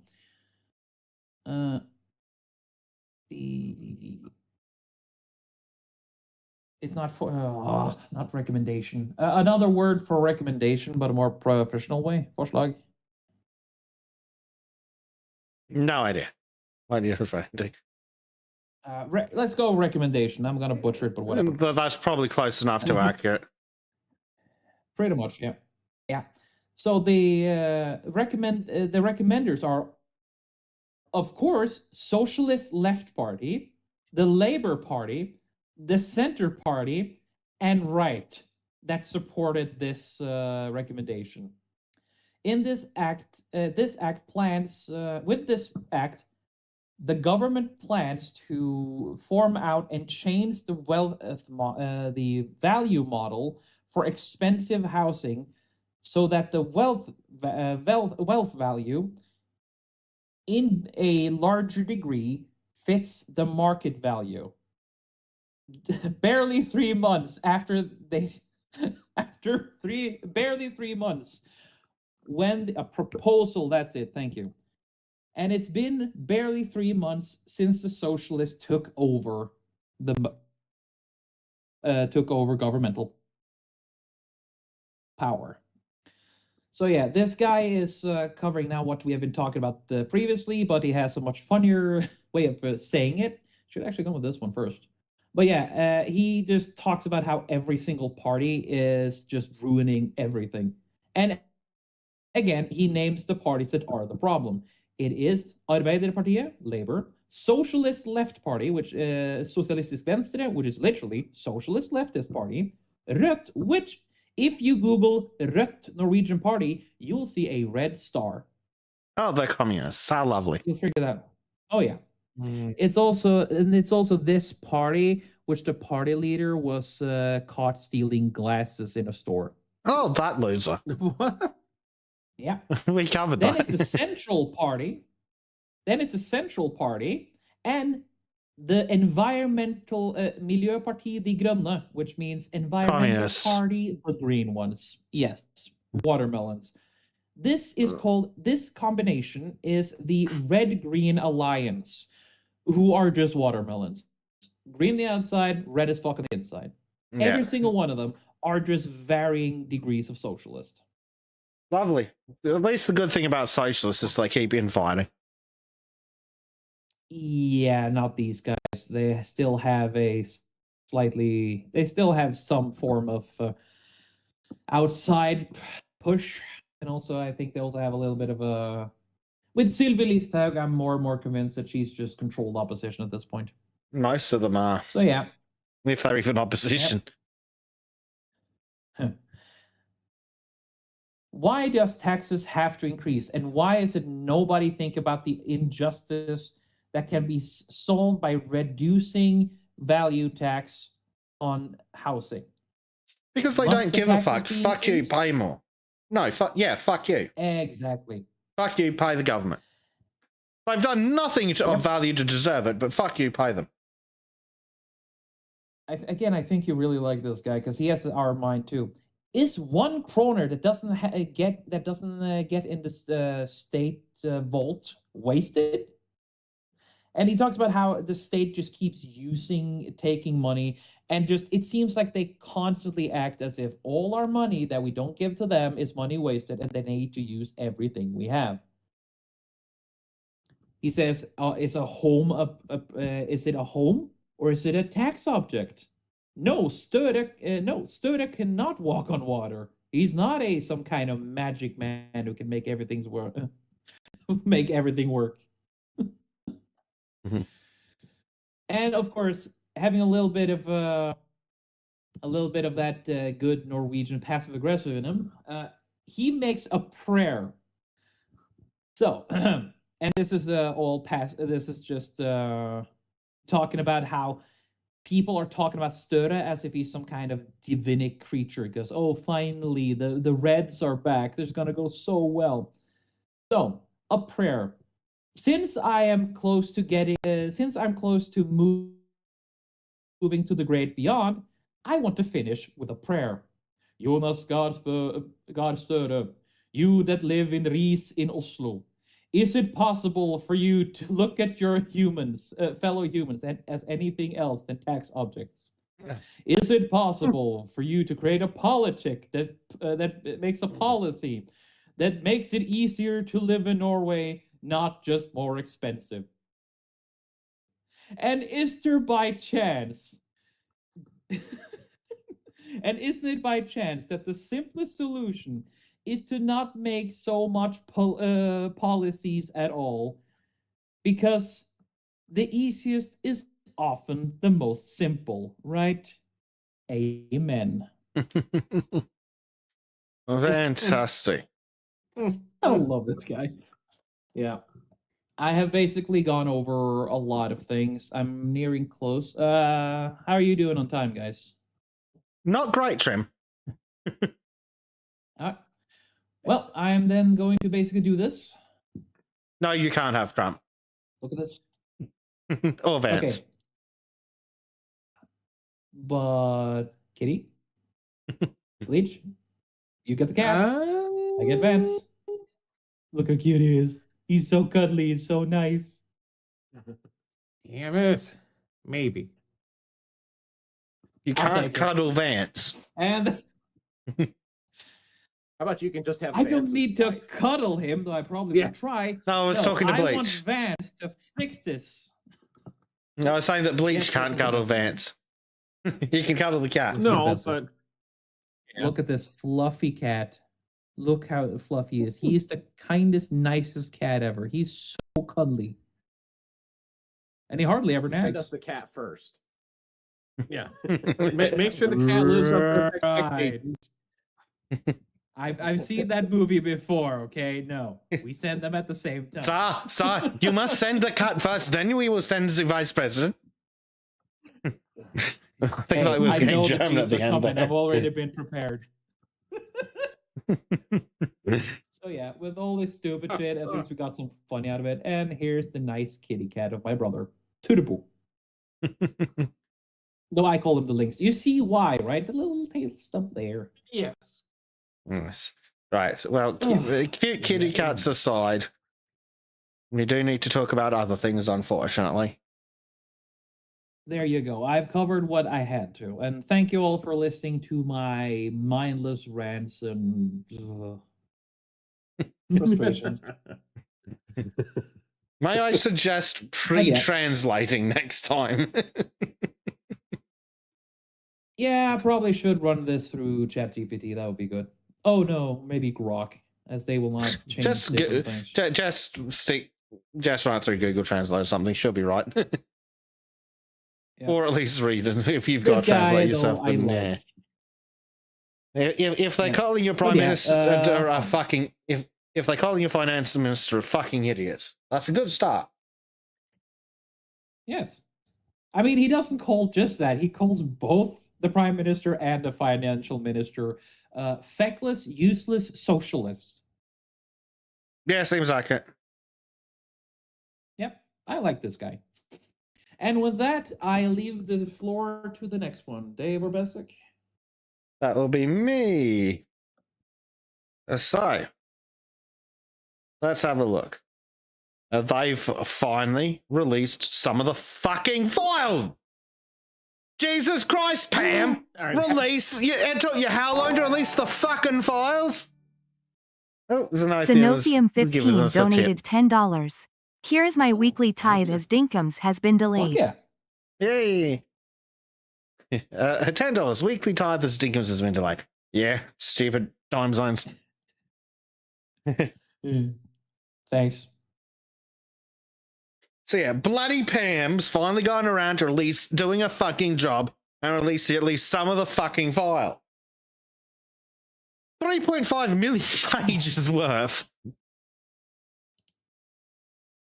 Now, this is hot off the presses enough that nothing earth-shattering really has come out that I'm aware of yet. I mean, I might have missed something, but we'll have a look at some of the things that have come out. But basically boils down to either one of two things. Either the files are almost entirely useless because every fucking person with more than $1 million or even the closest association to politics has been in contact with this fucking piece of shit, or we need to kill everyone who falls into that category for the betterment of humanity. I'm thinking both. You know, I mean, for me, it just constantly goes back to until someone's arrested, until there's action against these people, I don't really give a shit. It's unfortunate. And there's so many damn people that are just going to make it about political hay rather than, I don't know, going through and say, okay, is there evidence that can lead to an arrest and prosecution? Or is there just a name on a fucking list? Well, that's the other problem with it. There's 3.5 million fucking pages from the documents by and relating to and about a New York socialite. Oh my god! Basically, So, if you've ever been to New York between the years 1990 and 2015, and you had more than $1 million to your name, you're probably on the fucking list. Well, what I would like to know is what's going on that they're releasing. Like, what else is going on that they're trying to distract from? And frankly, that's Because, probably the big they're releasing question. This shit now. Like, and I don't know if Might that's be a cynical. midterms trick. That's because I'm overly cynical, or because they've done it a dozen times already. when some shit was going on, and then all of a sudden it's like, oh, look, Epstein files. Like, wait a minute. What the fuck are you talking about? It's like, how come we're not investigating this wide-scale corruption and fraud in Minnesota more thoroughly, but instead we're hearing about Epstein files? Like, oh, okay. Well, what do you mean we're starting to bomb Iran? I thought we were talking about the Epstein files kind of shit. So, yeah. To be fair, bombing Fair enough, Iran right. should be business as usual. Anyway, Right. I wish. so from the totally legitimate staff writers with the New York Post who are willing to put their name to shit. Oh, wait. Jeffrey Epstein files. Just the way they phrase it sounds weird. The US government releases 3.5 million pages of evidence. The word evidence is doing a lot of heavy fucking lifting there. Like fucking Atlas with the fucking world on his back.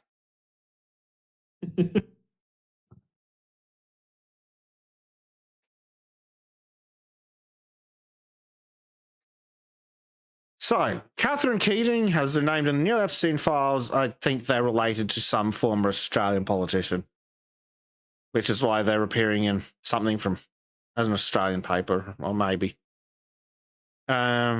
Named in the new Epstein files released with more bombshell allegations, some of which involve Bill Gates and Andrew Mountbatten Windsor. Which, by the way, Xenothium, has been on the page the entire time you've been talking about it in chat. Both those names are there. So, speaking of which, I should acknowledge the traditional owners of Australia, the Mountbatten Windsors.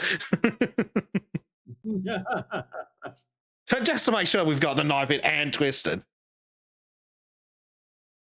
Oh, fuck off. God, I hate modern websites. So the US Department of Justice released 3.5 million pages of investigative material. That's better than evidence on deceased sex trafficker Jeffrey Epstein, equivalent to the height of 2 Eiffel Towers. US Deputy Attorney General Todd Blanche said at the news conference that the files include at least 2,000 videos and 180,000 images, not all of which were taken by Epstein. No shit, mate. I'm shocked. Amongst the most eyebrows-raising claims to emerge is that Microsoft billionaire Bill Gates asked one of his advisors to provide him with medicine to treat sexually transmitted diseases, which he contracted after having sex with Russian girls. Also, for legal reasons, I should probably say these are all allegations at this stage, and there isn't not at this time any proof that anything contained in the files is true or accurate, just for legal reasons. Catherine Keating, the daughter of former Australian Prime Minister Paul Keating, famously known for being a fuckwit, like all Australian Prime Ministers, also features in the latest tranche of files, which it suggests inviting her younger sister Alexandra to a dinner party with Epstein and Woody Allen in an email to the convicted sex abuser. Oh no. Doctor, really? That fucking useless idiot's a doctor. Kevin Rudd has also been referenced with other former Australian Prime Ministers. Yes, we know they're all dodgy cunts. You can tell Kevin Rudd's a fucking weirdo just by looking at him.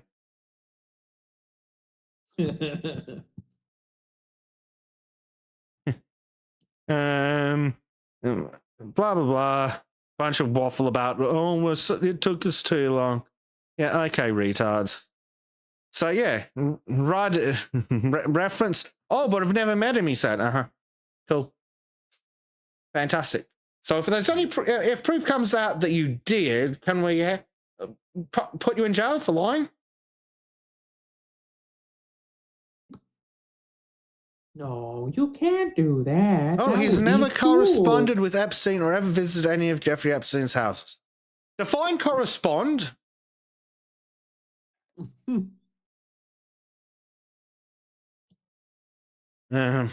Why he was banned from Epstein was banned from Xbox Live. Allegedly, he was banned from Xbox Live for. Yeah, it was. What did it say? It did say somewhere. RSO. No, It says it apparently. above. It says for being a registered sex offender. Oh, is that it? I've seen other posts talking about abuse or Yeah. something. New York Attorney General's partnership with Microsoft.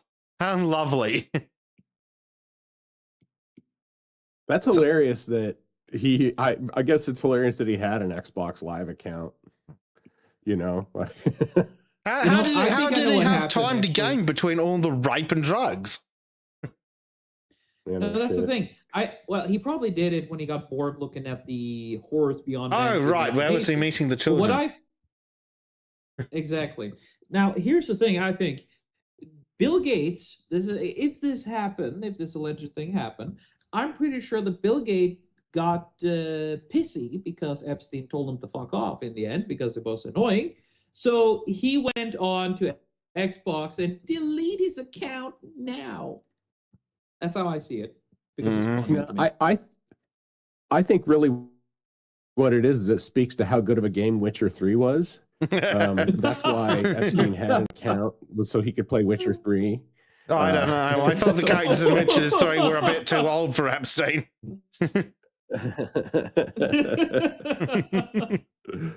Oh, dear. I don't want to talk about the mods. Oh, of course. Oh, Trump. Epstein victim told FBI Maxwell presented her to Trump, says the headline. Then you look at it. Well, one of Jeffrey Epstein's victims told the FBI, yes, that Ghislaine Maxwell once presented her to Donald Trump at a party and suggested that she was available, according to an internal FBI memo. Fantastic. Notice what the implication is. The implication is that then Trump did something, but that's not actually what they're saying. They very carefully don't say that. No, well, they just say presented to. Doesn't proceed to say that Trump did anything, but that's the implication they want anyone who's just scrolled the headlines to read. See, also, they're gonna have to be real that's a careful with lot that, of fucking black. Right. Well, Trump sues the shit out of people who defame him. Mm-hmm. I mean, like you're supposed to do, right? Like if people are defaming you with malicious intent, then that's look at these dodgy cunts. an actionable offense. Headline: Maxwell presented her to Trump. Presented her to Trump and suggested she was available. Here's the memo. Scroll all the fucking way down here. Witness said nothing happened between her and Trump. Right at the fucking end. So insinuation, document, more bullshit. The please don't sue us line. That's the please don't sue us sentence. Yeah. And you can tell by the lack of a space here that was added by the editor later. The editor's like, oh shit. Don't get us sued.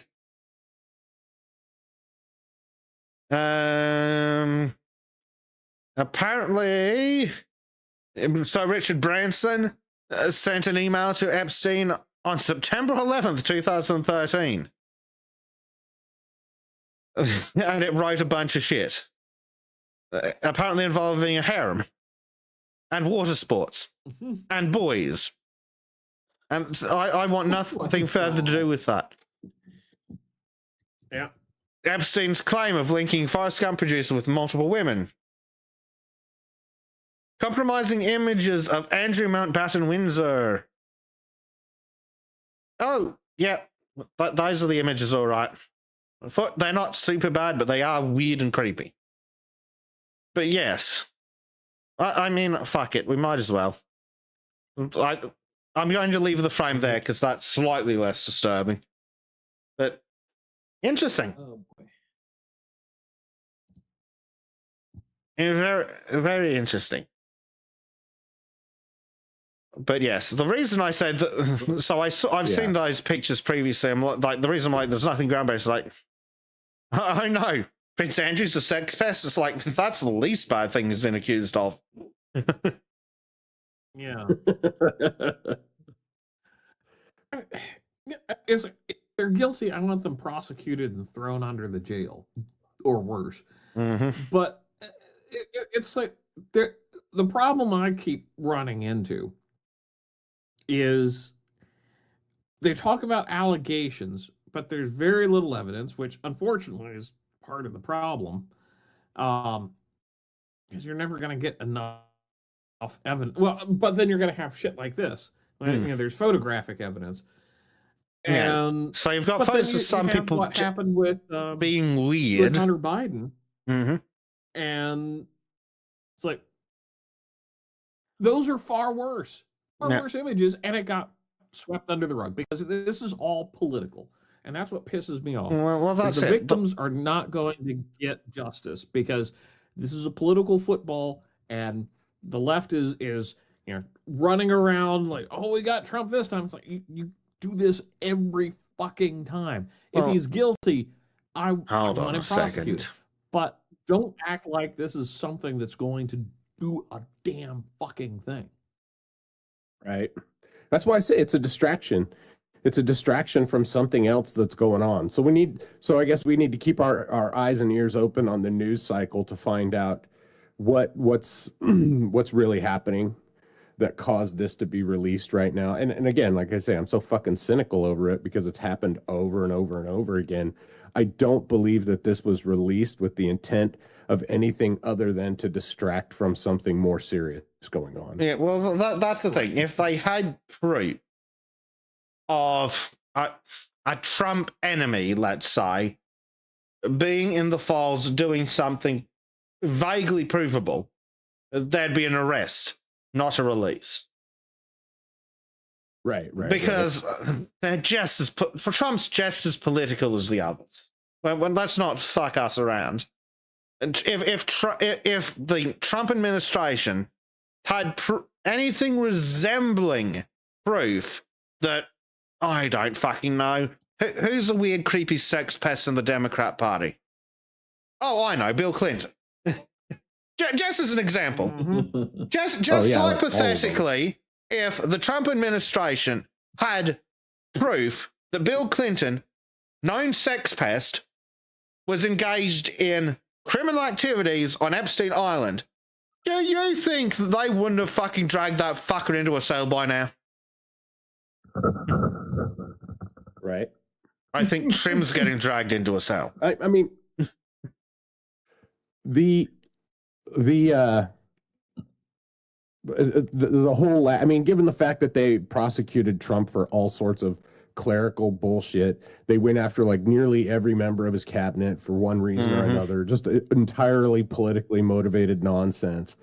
The fact that he's not in jail over Epstein makes me believe that they don't have enough evidence to do anything about it, or that what he did is adjacent to something so awful for something they did that they will not draw attention to it.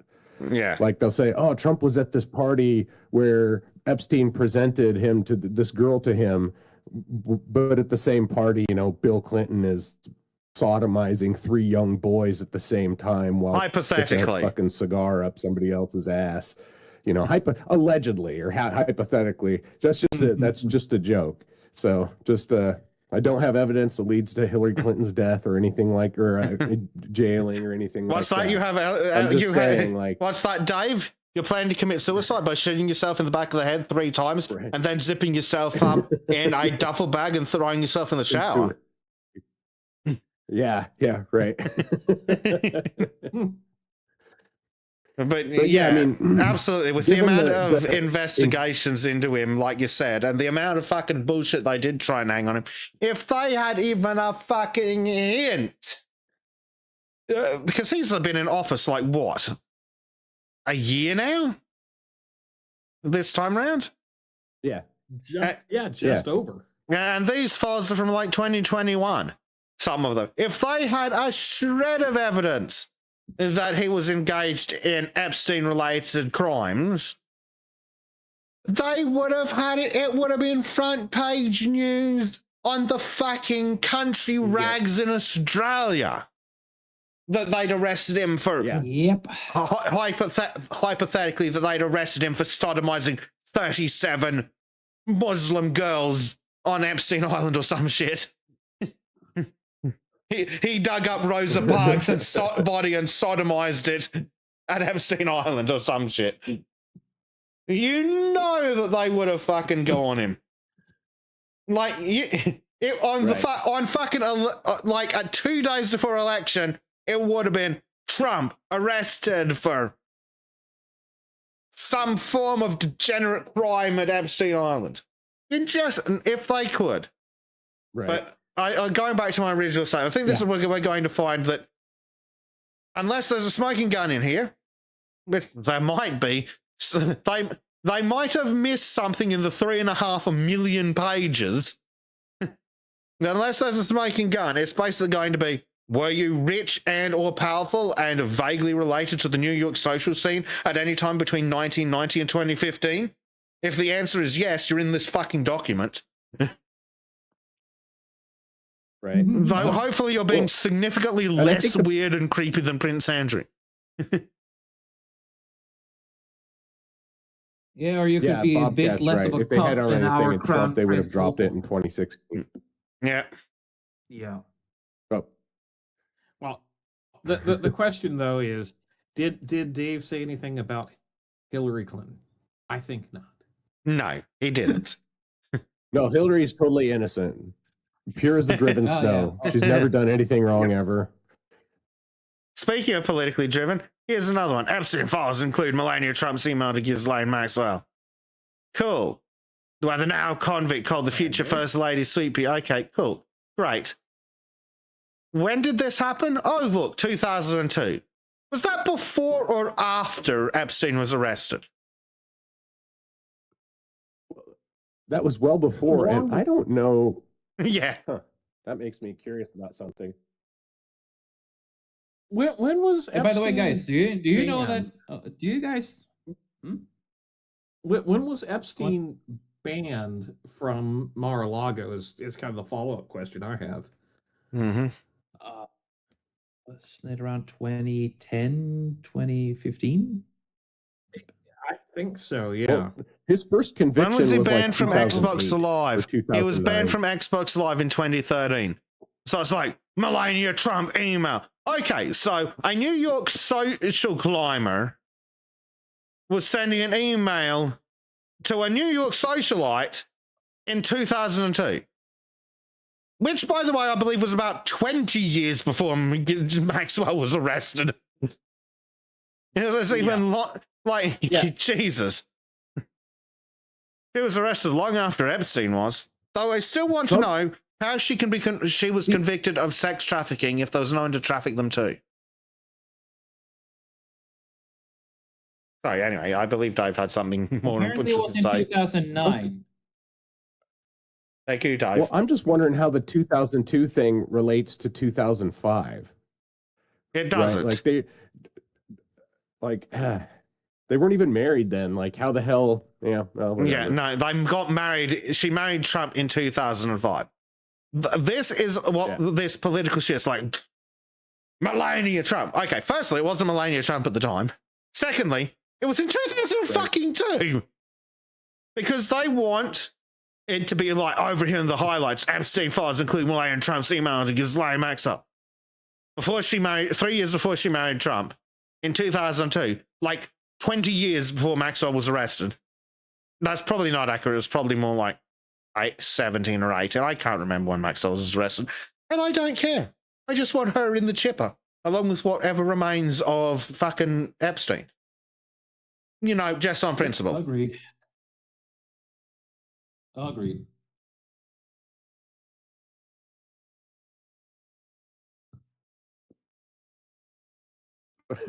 Oh, I'm too busy laughing at Rumble. Oh,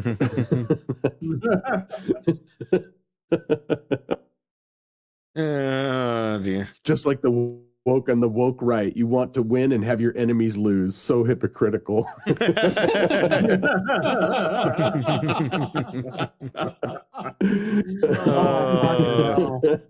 I hate it. That's so stupid. Yeah, so here's an allegation that Epstein arranged for a 26-year-old Russian woman to meet Prince Andrew.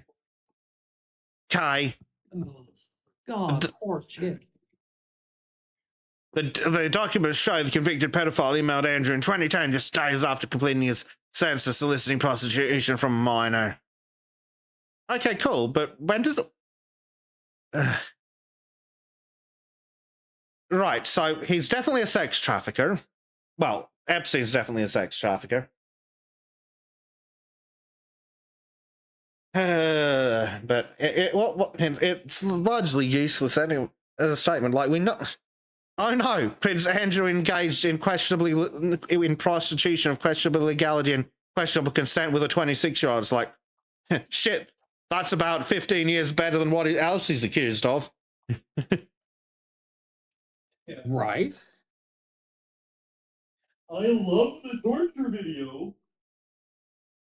We're getting there. So let's Oh skip my God. through a bunch of other things. Flashback. Jew Shapiro. The Epstein files don't exist.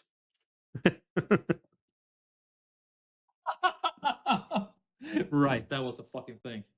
He wasn't trafficking underage girls to powerful men. It's a conspiracy theory. Speculation without supporting evidence. Sure. Because there's not... Because Ghislaine Maxwell was magically sex trafficking children to nobody. Yes, because reasons. But also, just as a point of clarity, these Epstein files are not the same Epstein files that's being referenced here. We're not talking about Epstein's little black book or his secret dossier of a blackmail material on the rich and powerful. Except the Jews, because he's a Mossad agent. No. Well, that's why Shapiro was defending it so much. Well, yes, but these are two different sets of files. I think they're talking about different things. Because this is what's been released is the Department of Justice's files about Epstein. I think Shapiro is specifically referencing Epstein's little book of blackmail, which almost certainly exists and has probably been destroyed by Hillary Clinton. Yes. I mean, there's no way any of that shit's left. Yeah. So what else do we have here? They So just Xeroxed it to get the contact info and then burn the book. yeah. So Trim, you remember what I told you They just about needed the contact numbers. about Norwegian politics before the show started? Barely. Does the name Thorbjorn Jagland mean anything to you? Torbjörn Jagland? Sure, that. Wait a minute. That sounds familiar. What are you going to show me? The thing that's on screen, Trim. Former Norwegian Prime Minister Thorbjorn Jagland conversing with Jeffrey Epstein. Oh, fucking course. I told you I'd come with the receipts. Oh, my screen. Oh, so Trim's screen's doing tech shit. Hold on, let me make sure I'm putting the right preview out. It says it's putting the right preview out on my end. Oh, no. My computer is currently throwing a fit. So the screen, lovely. I can move the mouse, and apparently I can hear and talk to you, but the screen has completely frozen. No, fantastic. Thank you very much, Windows. So I'll read it for Trim's benefit then. From Thorbjorn Jagland to Jeffrey Epstein. Yes, it's a shame. Your island will be something for us in the European winter. When Kevin Rudd, a friend of both of us, just left my house. Oh, my God. So yes, Trim. This is what I meant when I said that your government was implicated too. This is also what I mean about literally everyone with a hint of political power is in this fucking list. Yes, and it's not just that, but I also figured out about you also have Mette-Marit, the Crown Princess of Norway. She's also been in direct email contact with the guy. Yeah. Oh, I'd also like to point out that Thorbjorn was sending these emails in 2016 after the convictions. Oof. Now that's a real damning thing is after the convictions. Anybody contact that happened after like the 2009 or whatever, when he first got picked up, like why would you still be willingly associated with a guy convicted of trafficking children? But yeah, that's more damning than anything else. Yeah. but I guess we can't overlook the fact that this guy was an incredibly like well-funded power broker as well. Yeah. He funded a lot of shit that wasn't child abuse. Well, He that's funded it. scientific grants and all sorts of crap like that. Like he had to get his dirty fingers into a lot of shit. Well, yeah, you've got to hide your nefarious shit under a veneer of responsibility, right, Bill Gates? Right. Yeah. But yeah, basically, Ugh. every politician. Yeah, I think that's reasonably fair. Every politician prior to his death is basically in this fucking list. The Great. Epstein files, and remember, these are the Department of Justice's files. And so basically, Right, so every this politician's is in them, so they're almost useless. Unless And there's the other thing is, this is an investigation, so they're collecting everything. So it could be valid, it could be invalid. well, that's exactly the thing. It's such a political thing right now that I just can't. I can't be bothered to really give a fuck. It's like you read through. It's like unless it's verifiable victim statements, I'm just like, okay, well, until prosecution happens, until there's indictments, I don't care. It's a terrible thing to say, but I've lost a give a damn over this. Yeah, and the other part of it as well is these are investigative files, so it's like if you're doing discovery in a civil trial, because there's like what 3.5 million files or documents.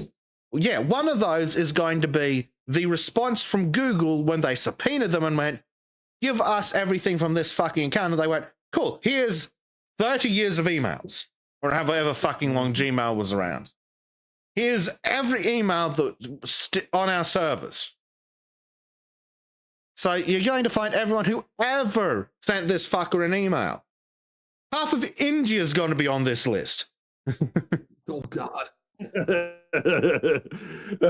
How hilarious would that be? Some giant scam warehouse in India getting fucking their doors kicked in because they emailed Epstein over and over. Or they asked for Bob's and Vagine. Yeah. Hello, pretty lady. Hello, sir. Hello, sir. Please Can I send have Bob's and Vagine. please? Yep. What else do I have in the list? Epstein, sir. Yeah, here's the one about Bill Gates, who was allegedly trying to get drugs, anti-STD medication, just surreptitiously give his wife. And it's like, cool.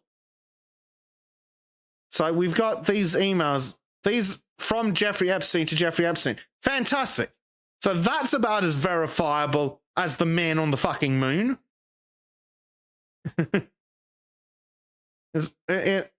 Like, cool. What do we do with an email that Jeffrey Epstein sent himself?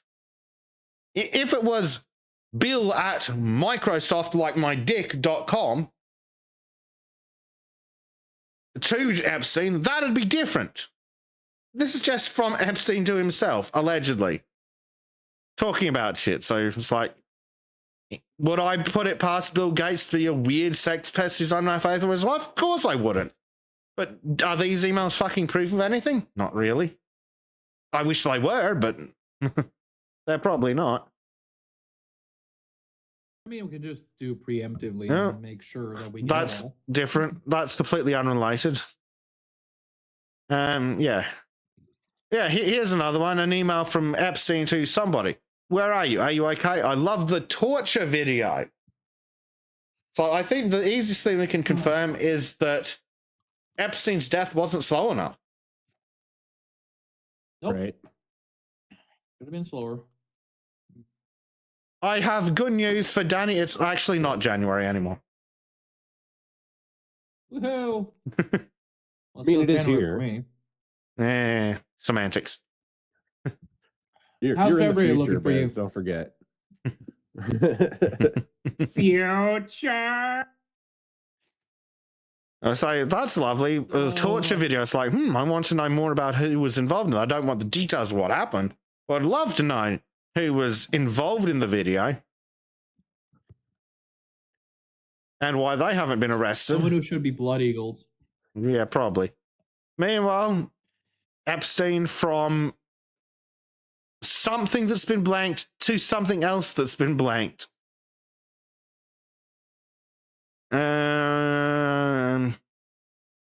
Yeah, some random story. Back in the 90s, Ghislaine Maxwell recruited a girl from a modeling career in Somalia. She was sold as a slave for sex and torture. Prince Andrew was allegedly an accessory to her death as he tortured her and me to force her murder. I need to get a passport to identify her. So, who's this? What's going on? Where's the evidence? Like, this is from apparently October 2nd, 2020. Did this person get their passport? Did they have evidence? Why is that Prince Andrew not been blood eagled and stapled to the Tower of London? There are many questions. Is it because this is all unverifiable?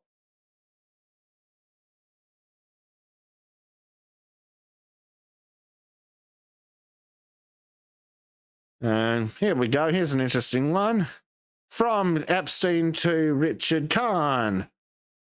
A plot where Epstein is concerned that Assange could release protest emails leading to arrest of Hillary Clinton. Also, a plot where fake emails are released. What a trick could be played. Now, isn't that interesting? What happened to Jeffrey Epstein again? He totally killed himself by hanging himself. Spirited away and is living on Little Yes. St. James now without media scrutiny. Yeah, probably. Right.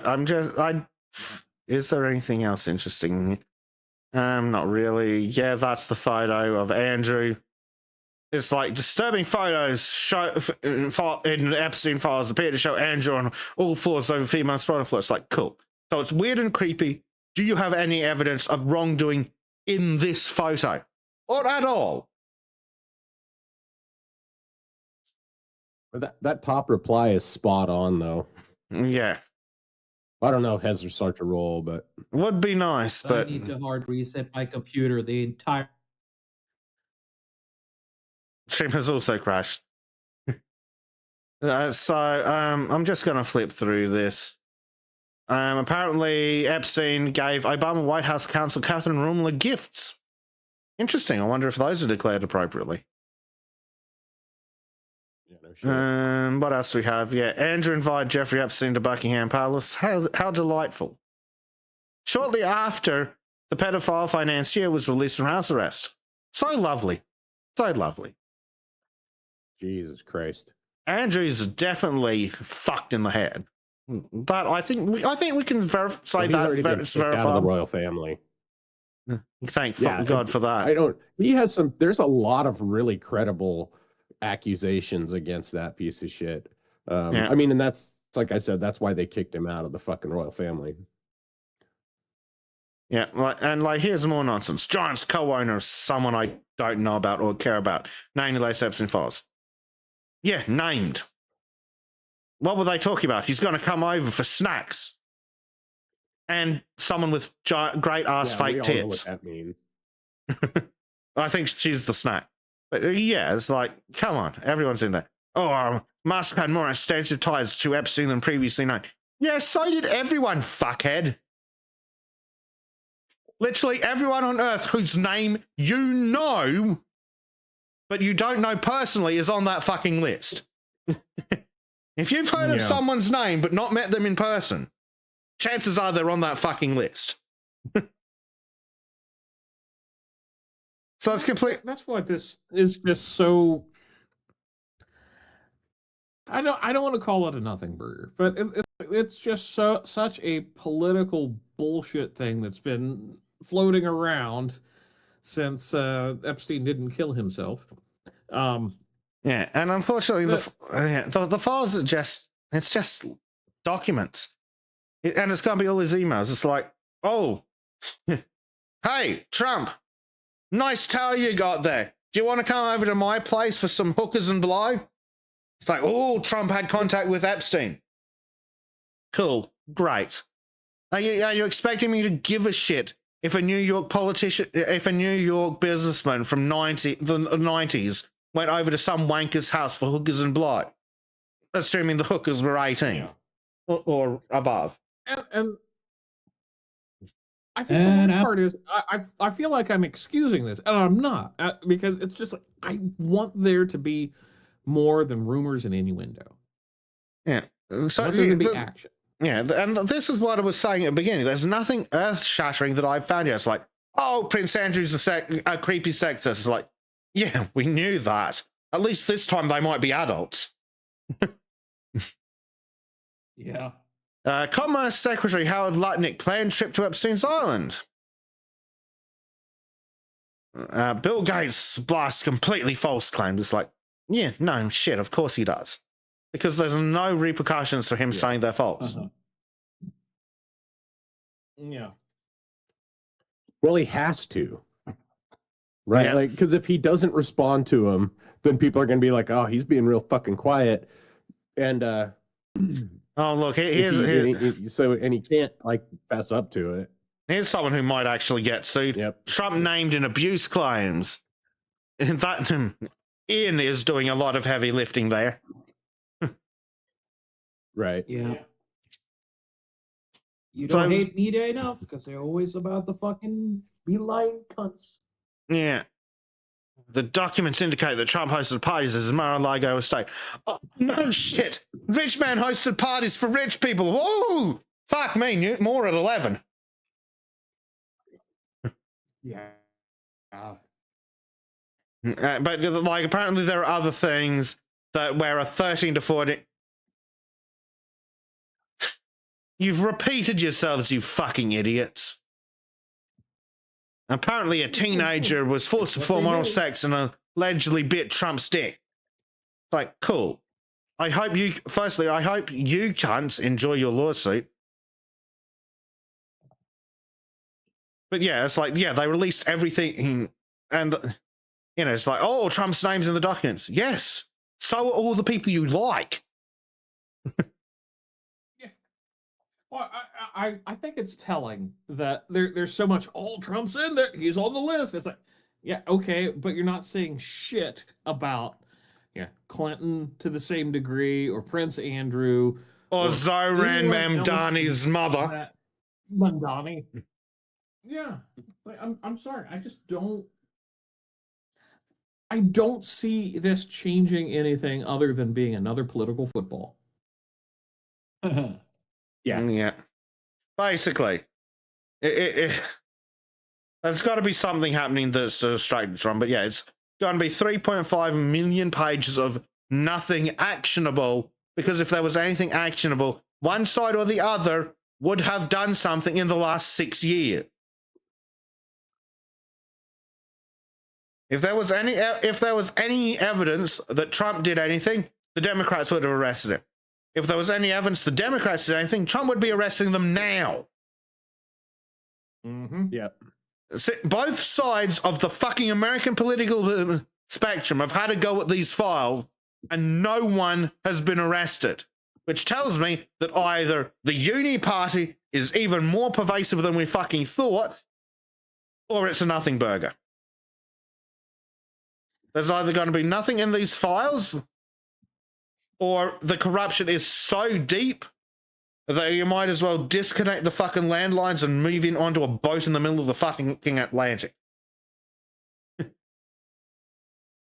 And I know where my vote is, so. So we'll rendezvous at 0 degrees. Tell everybody.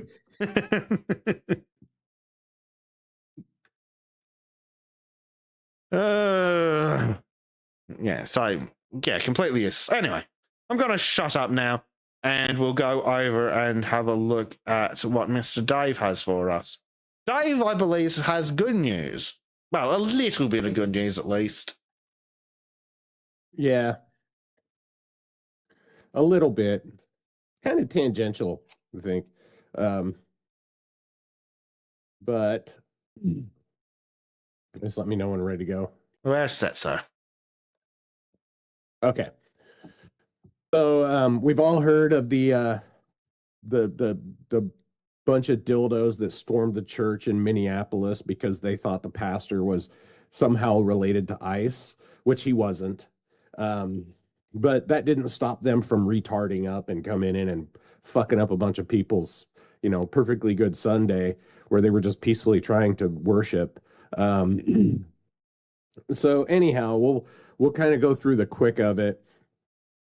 Of course, he was arrested. Don Lemon was arrested yesterday. Finally, they'd already arrested a bunch of other people, but he was finally arrested yesterday.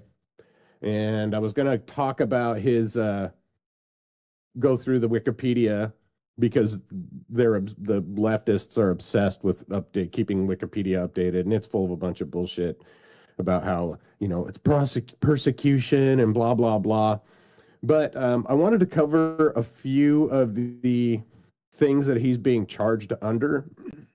So the first one is the FACES Act, which is a freedom of access to clinical entrances, which was passed in '94, signed by Clinton. And this really meant to stop people from physically obstructing, injure or intentionally injure, intimidate, blah, blah, blah, people who were trying to get abortions. Because that was kind of a big thing in the 90s. Like there was a bunch of abortion clinic bombings. There was a bunch of stuff like that. And whether you agree with that or, with their existence or not, bombing places is not, that's not something we do in supposedly in polite societies or safe societies.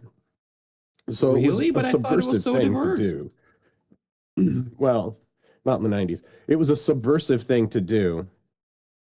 And so they passed a law against to try to kind of cool that down, because the rhetoric and all the protests and everything in the 90s, like abortion was a real hot button issue. None of the politicians were really in support of it. It was all safe, legal, and rare was the mantra, as opposed to now where it's like infinite abortions for every woman. But so they made this act to make sure that people would steer clear of the entrances and not fuck with people who were just basically trying to exercise their rights. Because whether we like it or not, people have a right to access medical care and treatment, and it's a right. It's your right to do it, and people interfering with your right to do shit is illegal, which is what happened here. So also they talk about the Klan Act, but he's not actually being charged under the Klan Act. Which honestly is a damn shame, because I think it'd be hilarious to see him under the Klan Act get all sorts of riled up and roughed up. But God, I think that would just be a chef's kiss right there to charge him under the Klan Act. But they're not. They're charging him, and here's the so I've got the indictment here, and we'll run through that really quick. So he's being charged under conspiracy against rights of religious freedom in a place of worship. Move it, cat. Conspiracy against the rights of cats. Yep, got it. Yeah. Find the next part. Because he's being, actually, I can just go back to the top and we'll look at that. So he's being charged under USC 2481, which is the conspiracy against rights. He's being charged for interfering with a church services, which is, it's your right to peacefully assemble and worship. That's one of our foundational rights that can't be interfered with. So if they want to, if there's a coordinated effort to prevent you from exercising a constitutional right, then that's a prosecutable thing. Now, there's a couple of things. There's the, let me find if I had it down here. Maybe I got it on another one. There we go. Okay, I found the tab. So put it over here. 18 USC, which is United States Code 241, is a conspiracy against rights. It makes it unlawful for two or more persons to agree to injure, threaten, or intimidate a person in the United States in the free exercise or enjoyment of any right or privilege secured by the Constitution or laws of the United States, or because of his or her having exercised such rights. Unlike most conspiracy statutes, 241 does not require as an element the commission of an overt act. The offense is always a felony, even if the underlying conduct would not, on its own, establish a felony violation of another criminal civil rights statute. It is punishable by up to 10 years imprisonment unless the government proves an aggravating factor, such as that the offenses involved kidnapping, aggravated sexual abuse, or resulting in death, in which case it may be punishable by up to life imprisonment, and if death results, may be eligible for the death penalty. Because most federal laws are eligible federal enforcement laws are eligible for the death penalty. We still federally have the death penalty. Different states have suspended the use of the death penalty, but federally we're allowed to execute people for violating rights, which I think is good and fair. So this is much different than deprivation of rights under the color of law, which was one of the things that Chauvin was charged with, because they said he was using his legal authority to do so. This is just for regular people. This is 241 is used in law enforcement misconduct and hate crime prosecutions. It was historically used before conspiracy-specific trafficking statutes were adopted in human trafficking prosecutions. So that's one of the things they're being charged with, and they are being charged under the FACES Act, which prevents them from intimidating people trying to exercise their rights. And there's a few cases that, they keep trying to. This has been challenged many times and has stood up every single time. The federal government has the right to stop. Your rights don't override other people's rights, and they don't necessarily override the law. And one of the important cases for that was this is the United States v. O'Brien. And this is from 1968. This stems from a guy burned his draft card at the Boston courthouse. He said he was expressing his opposition to war, but he was convicted under federal law that made the destruction and mutilation of draft cards a crime. And so in a 7-1 majority, speaking through Chief Justice Earl Warren, established a test to determine whether governmental regulation involving symbolic speech was justified. The formula examples whether the regulation is unrelated to content and narrowly tailored to achieve the government's interests. We think it clear, wrote Warren, that a government regulation is sufficiently justified if it is within constitutional powers of the government, if it furthers an important or substantial government interest, if the governmental interest is unrelated to the suppression of free expression, and if the incidental restriction on alleged First Amendment freedoms is not greater than is essential to the furtherance of that interest. And that means your speech doesn't override government interests. And in this case, the government interest is people's right to religious freedom and their right to exercise their freedom of religion in a peaceful and dignified manner, unmolested by malicious actors. There's another law here, and this is more salient because this is about this is in 1966, Adderley versus Florida. So Harriet Louise Adderley and a group of approximately 200 others assembled in a non-public jail driveway to protest the arrests of fellow students and the state and local police policies of racial segregation, which included segregation in jails Adderley and 31 others were convicted in Florida court on a charge of trespass with a malicious and mischievous intent for the refusal to leave the driveway when requested to do so. And of course, in a 5-4 decision where we see some of the, this is mainly a conservative court at this point. The court found that there was no constitutional violation in this case. The language of the Florida statute was clearly defined and applied, argued Justice Black, which prevented it from imposing broad infringements on speech and expression rights. Furthermore, since the sheriff acted to maintain access to the jailhouse and not because he objected to what was being sung or disagreed with the objectives of the protest, there was no First Amendment violations. So Black concluded that the state does have the power to control its own property for lawful, non-discriminatory purposes. And this extends out to private property too. You have a right to, people don't have a right of freedom of speech in your fucking house, right? If you own a business, people don't have a right of freedom of speech in a private business. And that's really what a lot of these dildos are arguing.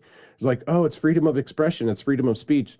It's like not in a private house of worship.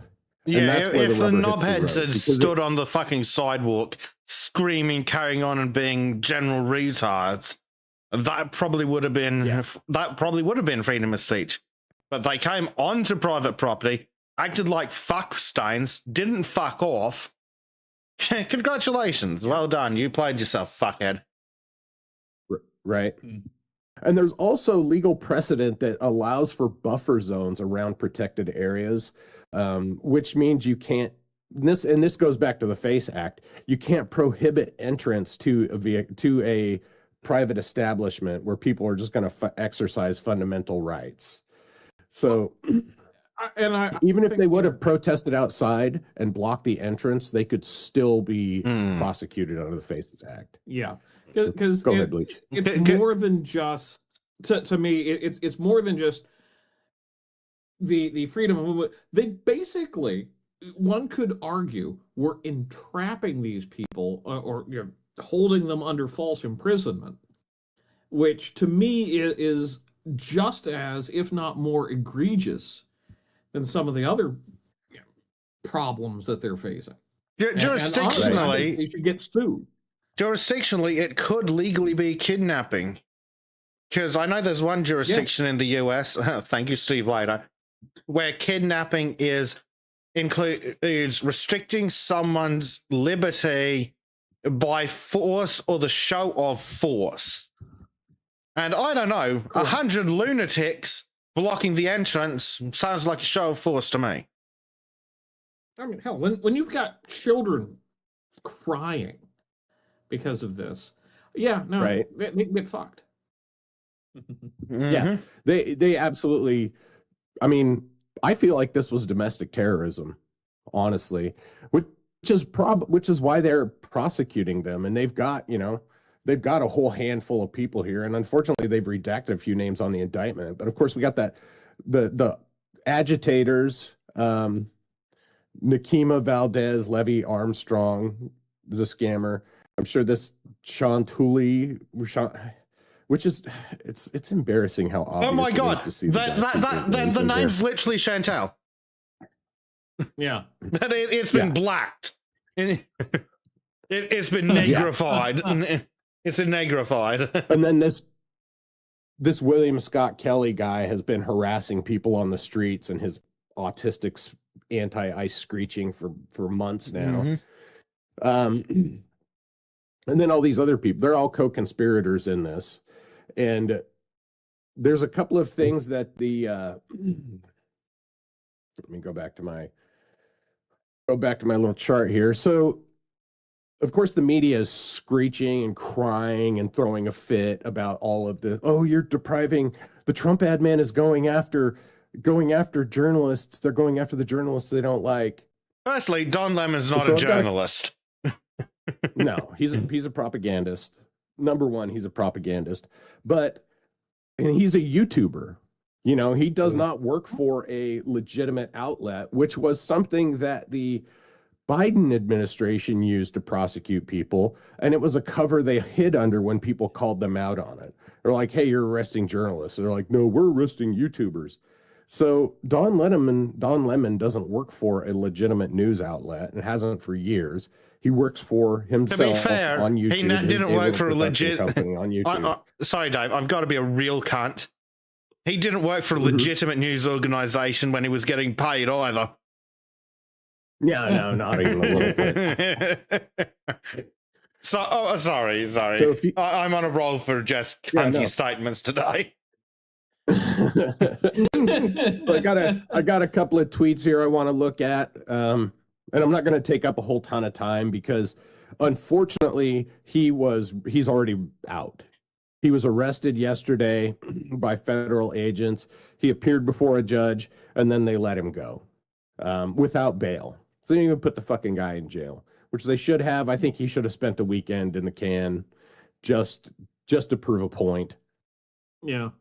But there's a couple of tweets that I've seen about it that I really agree with. Here's the first one. First, they came for the Don Lemon, and I did not speak out because Don Lemon sucks. Then they came for the communists, and I did not speak out because that is what I voted for. Getting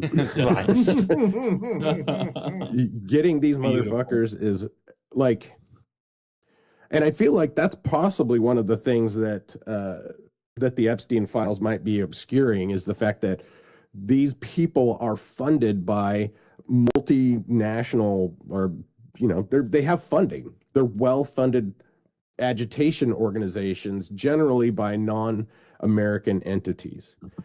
They're funded by people like fucking the Soros Foundation and all other NGOs that have been sucking down taxpayer dollars for years.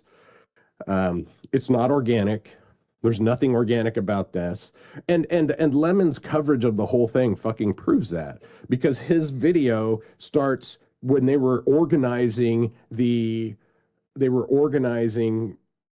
intrusion, right? Where they were all getting together and planning on going into this church, which is conspiracy, right? And for him to try to say, oh, I was just documenting it, this is not true, because he was actively participating in it. And you don't get a pass on doing unconstitutional shit just by being there. There were lots of people that were arrested on J6. Primarily, one of the big ones was Baked Alaska. Baked Alaska was fucking arrested for live streaming in the church. And there were several other journalists also arrested for live streaming during J6 and spent, years in jail. And some of them still are in fucking jail. Because the Trump admin dropped the ball on that one and didn't pardon everybody like they should have. Pardoned some of them, but he did not get everybody not everybody got pardoned. So here's another one. And this is an example of that. They arrested all the people in this video under the FACE Act for singing hymns outside of an abortion clinic. Now, that looks like a blocked door, so that's not winning argument. That does look like a blocked door.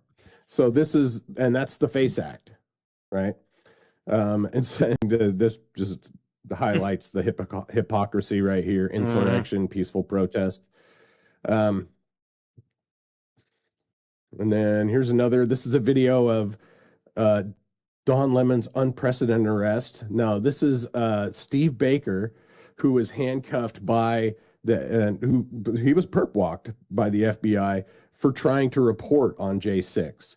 So another one of those rules for thee, but not for me. And there's also, James Rosen from Fox got arrested, or at least investigated, and a James Risen, ironically enough,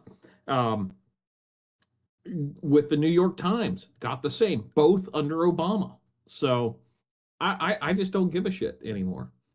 No, yeah, I don't. And like, there's a vast conspiracy that goes beyond Don Lemon and goes beyond that one single video and well beyond that one single act, because there's so much fucking unrest in Minneapolis right now that is caused by paid agitators. It's just more foreign money coming in to destabilize our country and further an agenda that is explicitly and blatantly anti-American and and I mean, not anti-American as in against us, but anti the American system. It's trying to disrupt our legal system, which they've been very successful at, with their insertion of ideologically motivated judges, activists, not judges, people who are unqualified to be district judges. There's just tons of them been put in, all to give cover to this kind of abuse of the American public and the American way of life. So Matt Walsh had a good tweet here. And I posted this meme places because I think that meme's hilarious. But I'm very happy that Don Lemon was arrested, but there is one extremely important caveat now that has to be done. He has to be convicted and sent to prison for an extended length of time.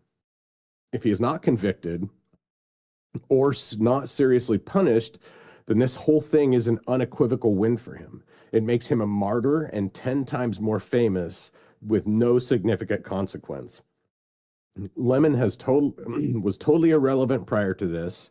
Nobody watched his show or even knew that he was still alive, and now he's relevant again. He'll almost certainly get another job in cable news on the heels of this, and the only way to make this a win for the good guys is to punish him severely, make the reward of fame and martyrdom not worth the cost. If you won't do that, then you never should have arrested him. And I agree with that wholly. They have to make a fucking example out of this guy, just like they tried to make an example out of every one of the J6 protesters. The Biden administration, Justice Department, viciously, and his FBI, they viciously and egregiously pursued peaceful actors. They pursued people who didn't even breach the Capitol building. They arrested people who were just on the fucking Capitol House grounds. Right. They arrested old ladies. They arrested old men. They arrested all sorts of people just for being there. And those people weren't, and you can say what you want. I don't think that they were necessarily correct in breaching the Capitol. Of course, we all know that was state orchestrated as well. There was plenty of evidence to show that. These people acted independently to basically terrorize people just trying to peacefully assemble, and wholly like going to church to learn about God doesn't have anything to do with ICE protests. It doesn't have anything to do with illegal migration. And those people weren't there to talk about that shit. In fact, most churches aren't even allowed to talk about stuff like that, because if they get caught, they'll be called political actors and they'll be threatened to lose their funding, right? So these guys were, and there's videos of crying children, and apparently some woman broke her arm during the course of all this bullshit. So I 100%, I don't always agree with this fucking guy, but in regards to this, Matt Walsh is 100% correct. These people cannot be allowed to skate. They cannot be allowed to get a slap on the fucking wrist over this, or the slap on the hand over this. They need to be seriously made a fucking example of. And if the admin does not have the balls to do it, of course, Bondi's such a bitch, and I don't mean bitch as in female bitch. I mean she's so do weak your on damn everything. job, Pam. Fuck's sake, Pam. She's such a swamp creature that who knows, right? Exactly. Like there's no more obvious. Anybody who watched that video can see exactly what happened. They could see him participating in it, and whether he was chanting or not, he definitely was part of the orchestration of it. He was there when they orchestrated it, and he purposefully violated those people's rights.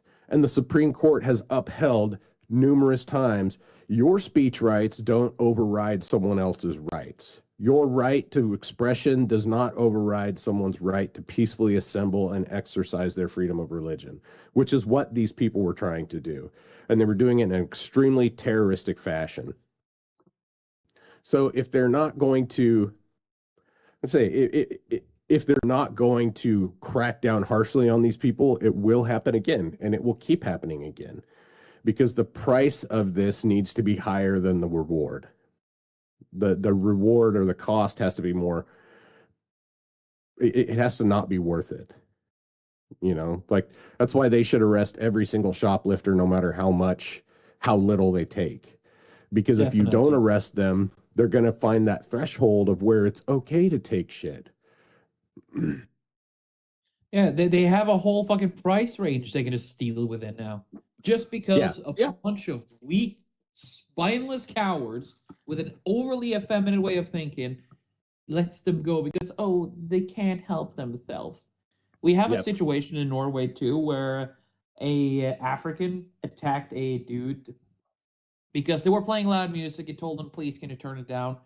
To which the African reacted like any sane human being by beating him, strangling him, and doing the usual thing. Right. The Acting police in an later, African way. Yep, and the police dropped it. They dropped Course the they case did. because, yeah. Again, when I say that Norway is 5 years after England, I mean it. I'm not looking forward to the next election, guys. Yeah.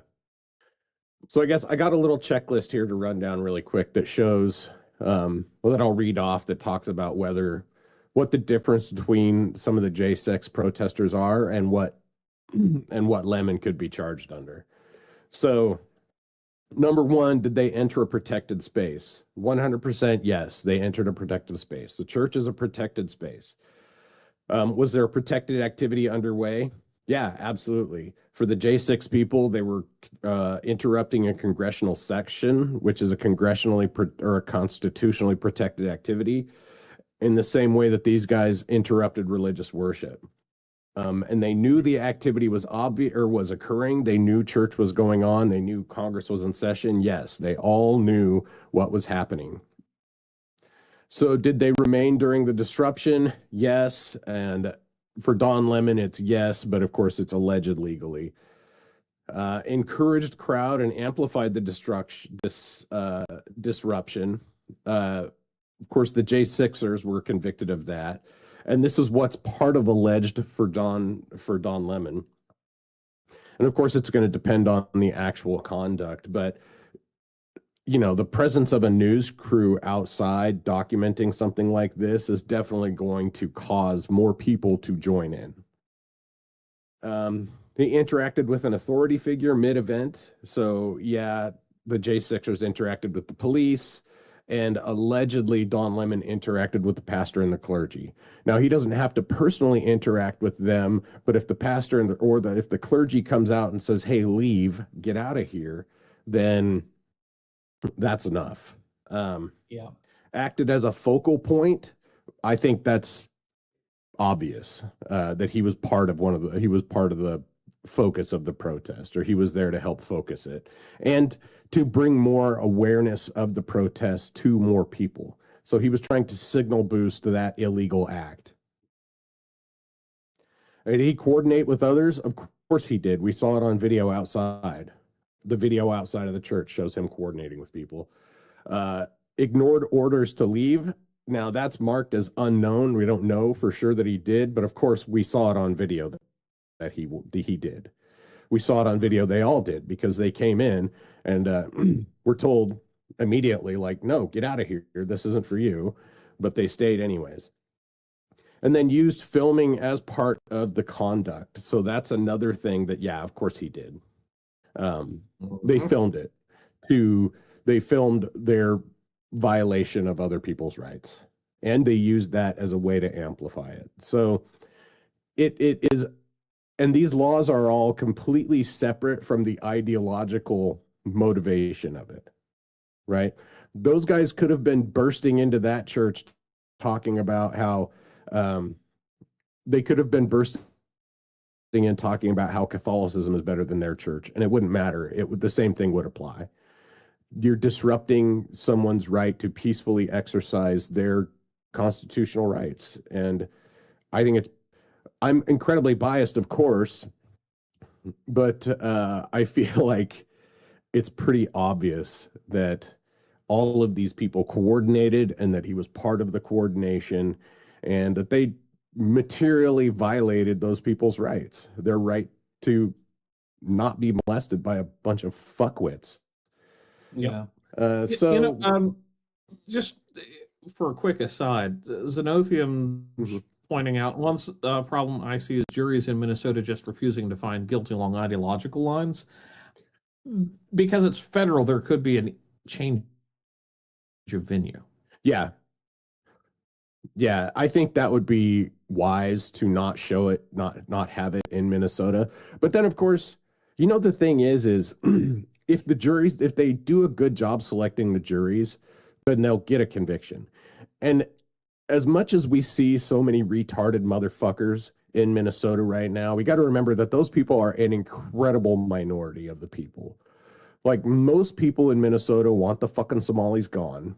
Most people in Minnesota don't care about ICE being there, and a lot of them support it. Most people just want to go about their fucking day-to-day life unmolested by these hysterical idiots crying about, the exportation of rapists from our country. Those people don't need to fucking be here, and it's what most people voted for. It's what the majority of Americans voted for, to get those people out of their country. And in fact, I would venture to say that probably what the majority of Minnesotans voted for also, if their elections were so cooked and fraudulent, if they didn't let illegals vote in their elections, it probably would have been a red state. So, yeah, that's the latest on the Don Lemon thing. He's been arrested, but he's been released. That's why he's been arrested, for violating people's rights, for not just acting like a dipshit, but for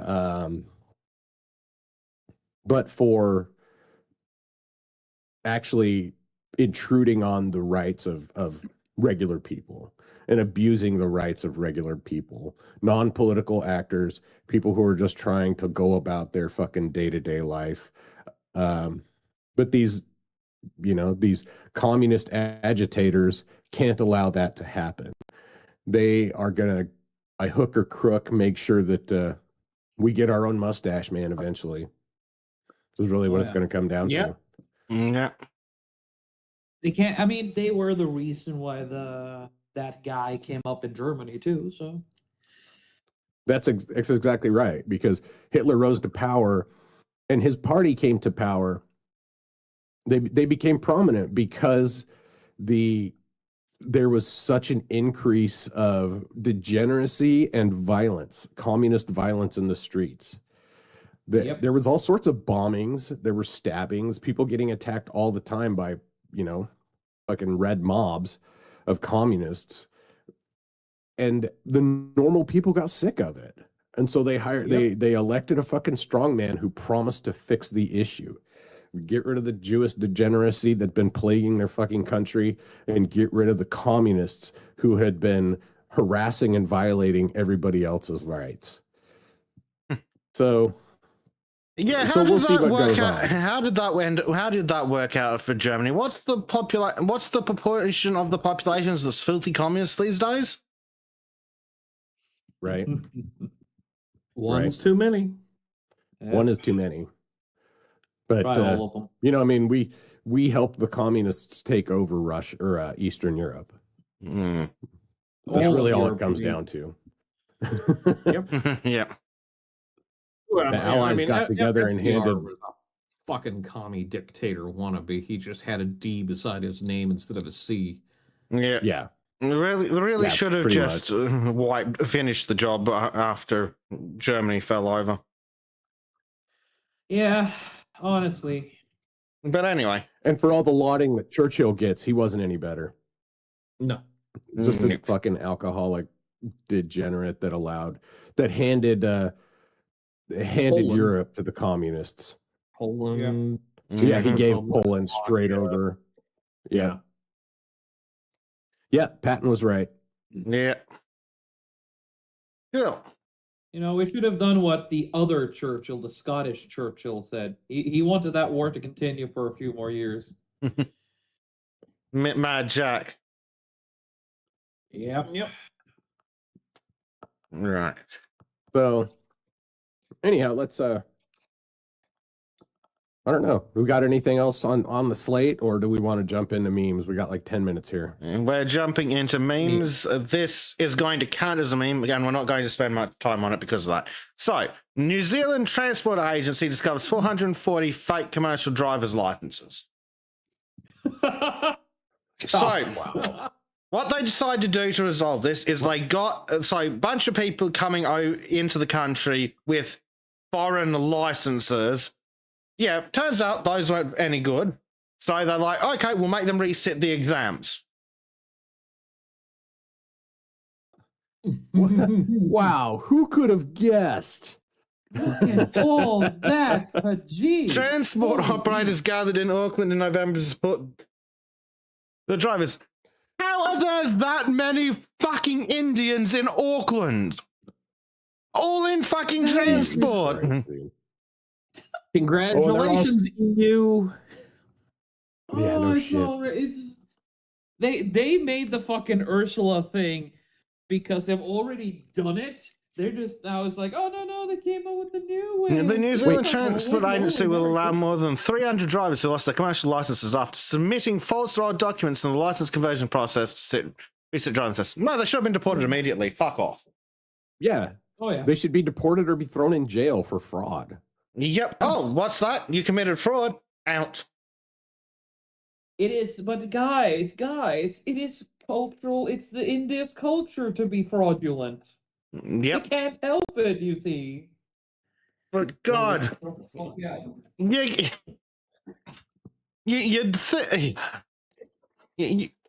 You just can't believe it, can you? No, I can. Yeah, but it boggles the fucking mind that there's that many of them, all there in the transportation industry, gathering to support a bunch over 400 who lost their licenses for fraud and were somehow allowed to resit rather than being immediately fucking deported. Is there a single regular person there, or is it all just Pajeets? I'm pretty sure it's entirely Indian, Stream. Rink-a-dink-a-dee. Yep. Anyway, if we spend too long on that, it's going to feel like an icon stemming. But I thought you'd appreciate the fact. Speaking of cockroaches, did something interesting happen to that? Yeah, did something interesting happen in relation to that cockroach, or was he just being compared to Don Lemonless? No, I think for at least some period of time he's been banned off of Twitch. Iced. Oh, you want to know the reason? The reason why he's actually been banned this time is because of anti-Semitism. Of course it is. Jesus Christ. I'm okay with that for once. Yeah. This is Nothium says, a cockroach. There you go. Oh, fuck. Oh, God damn, that's a good one. Isn't it That's just? his fucking name from now on. There's one thing this image has wrong, and that is his incredibly tiny head. Hassan has a very small fucking head. True. Yeah, it's so he can fit it up his ass. It's a plug head. Yeah. I'm sorry, but if you were sexually abused by this motherfucker, then that's 100% on you. Fuck you, YouTube.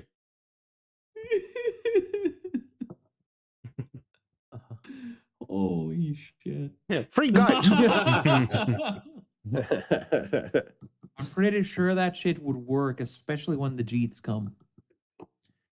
No, you need a Komodo dragon or a pregnant cow or something. Oh, sorry. Yeah, a pregnant cow, Komodo dragon, or a corpse.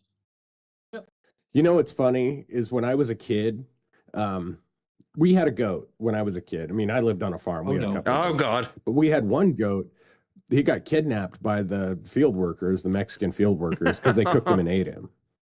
Oh, You know, Right. that's So not. that was a Phew, bad. that's not where I thought that was going. yeah, no, Okay, but just- that was the difference is like the Mexican field workers were stealing them for food, not for wives. So what you're saying that's what they're is doing. that immigrants stealing and eating livestock and other animals was a problem when you were a kid. Yeah, yeah. Interesting, that. They've always been a problem. Moving rapidly along, Gabe Newell was not in the Epstein files again. This I- dude just can't stop winning by simply doing nothing. Yep. Black women, grace, composure, rational thinking, violence. Hold on. Will the mic work? I don't know if that went through. No. So the noise cancelling's too good. There you go. I was inhaling and then slammed my face into the microphone. Sadly, I think the noise cancelling was too good. Anime is for pedos. Anti-Trump journalist Dr. Pizza arrested for child sex crimes. Every fucking time. Bingo. Yes. The Every... difference is 3 months.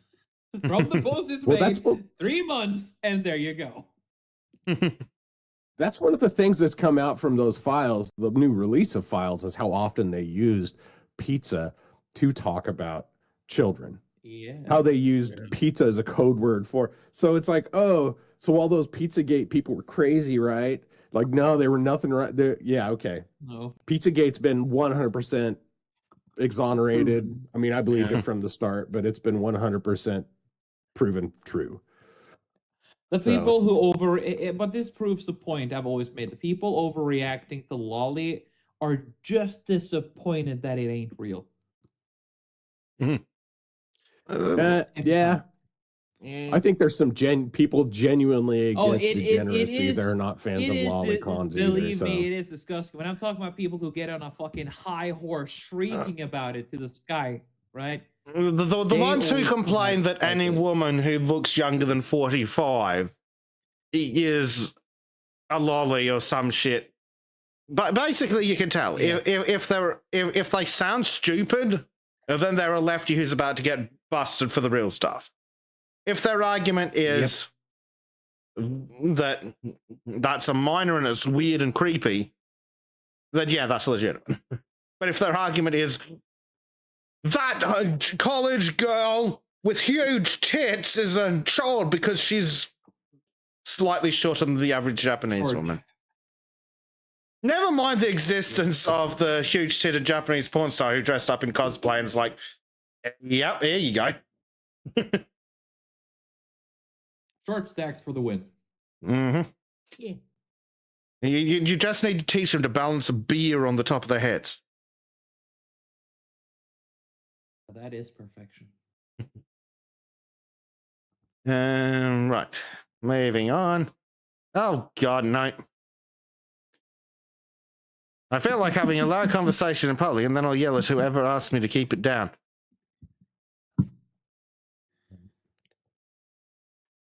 I love that background is from Cool Cigarettes.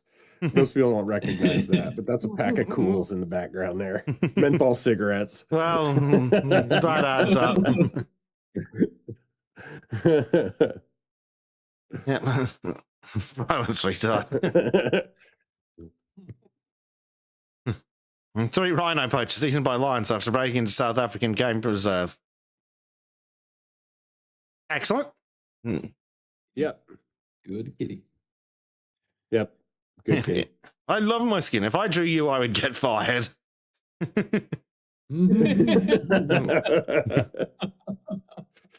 uh, Ladies and gentlemen of the jury, my client is legally retired. He has an IQ of 70. Oh, excellent. He can run for office. Yeah.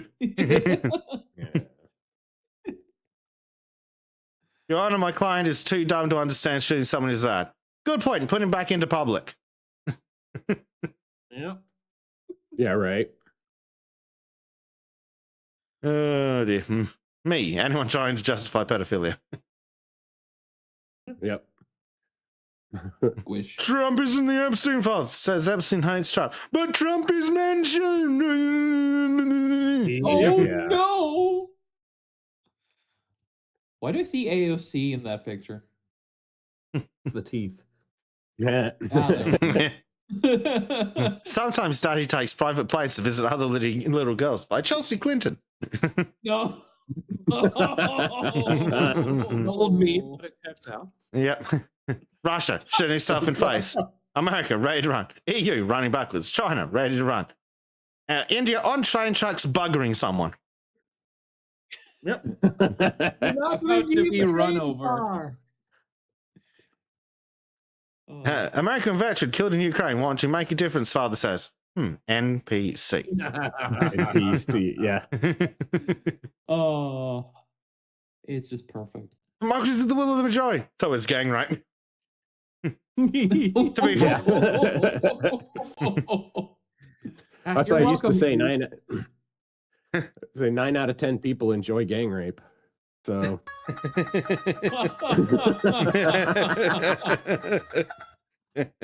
right.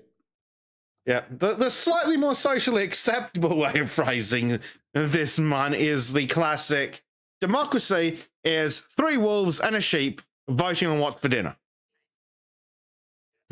Yep. Right. Cool. Right, on that note, we've run out of time. The boys want to go do daytime shit, apparently. Very rude of them.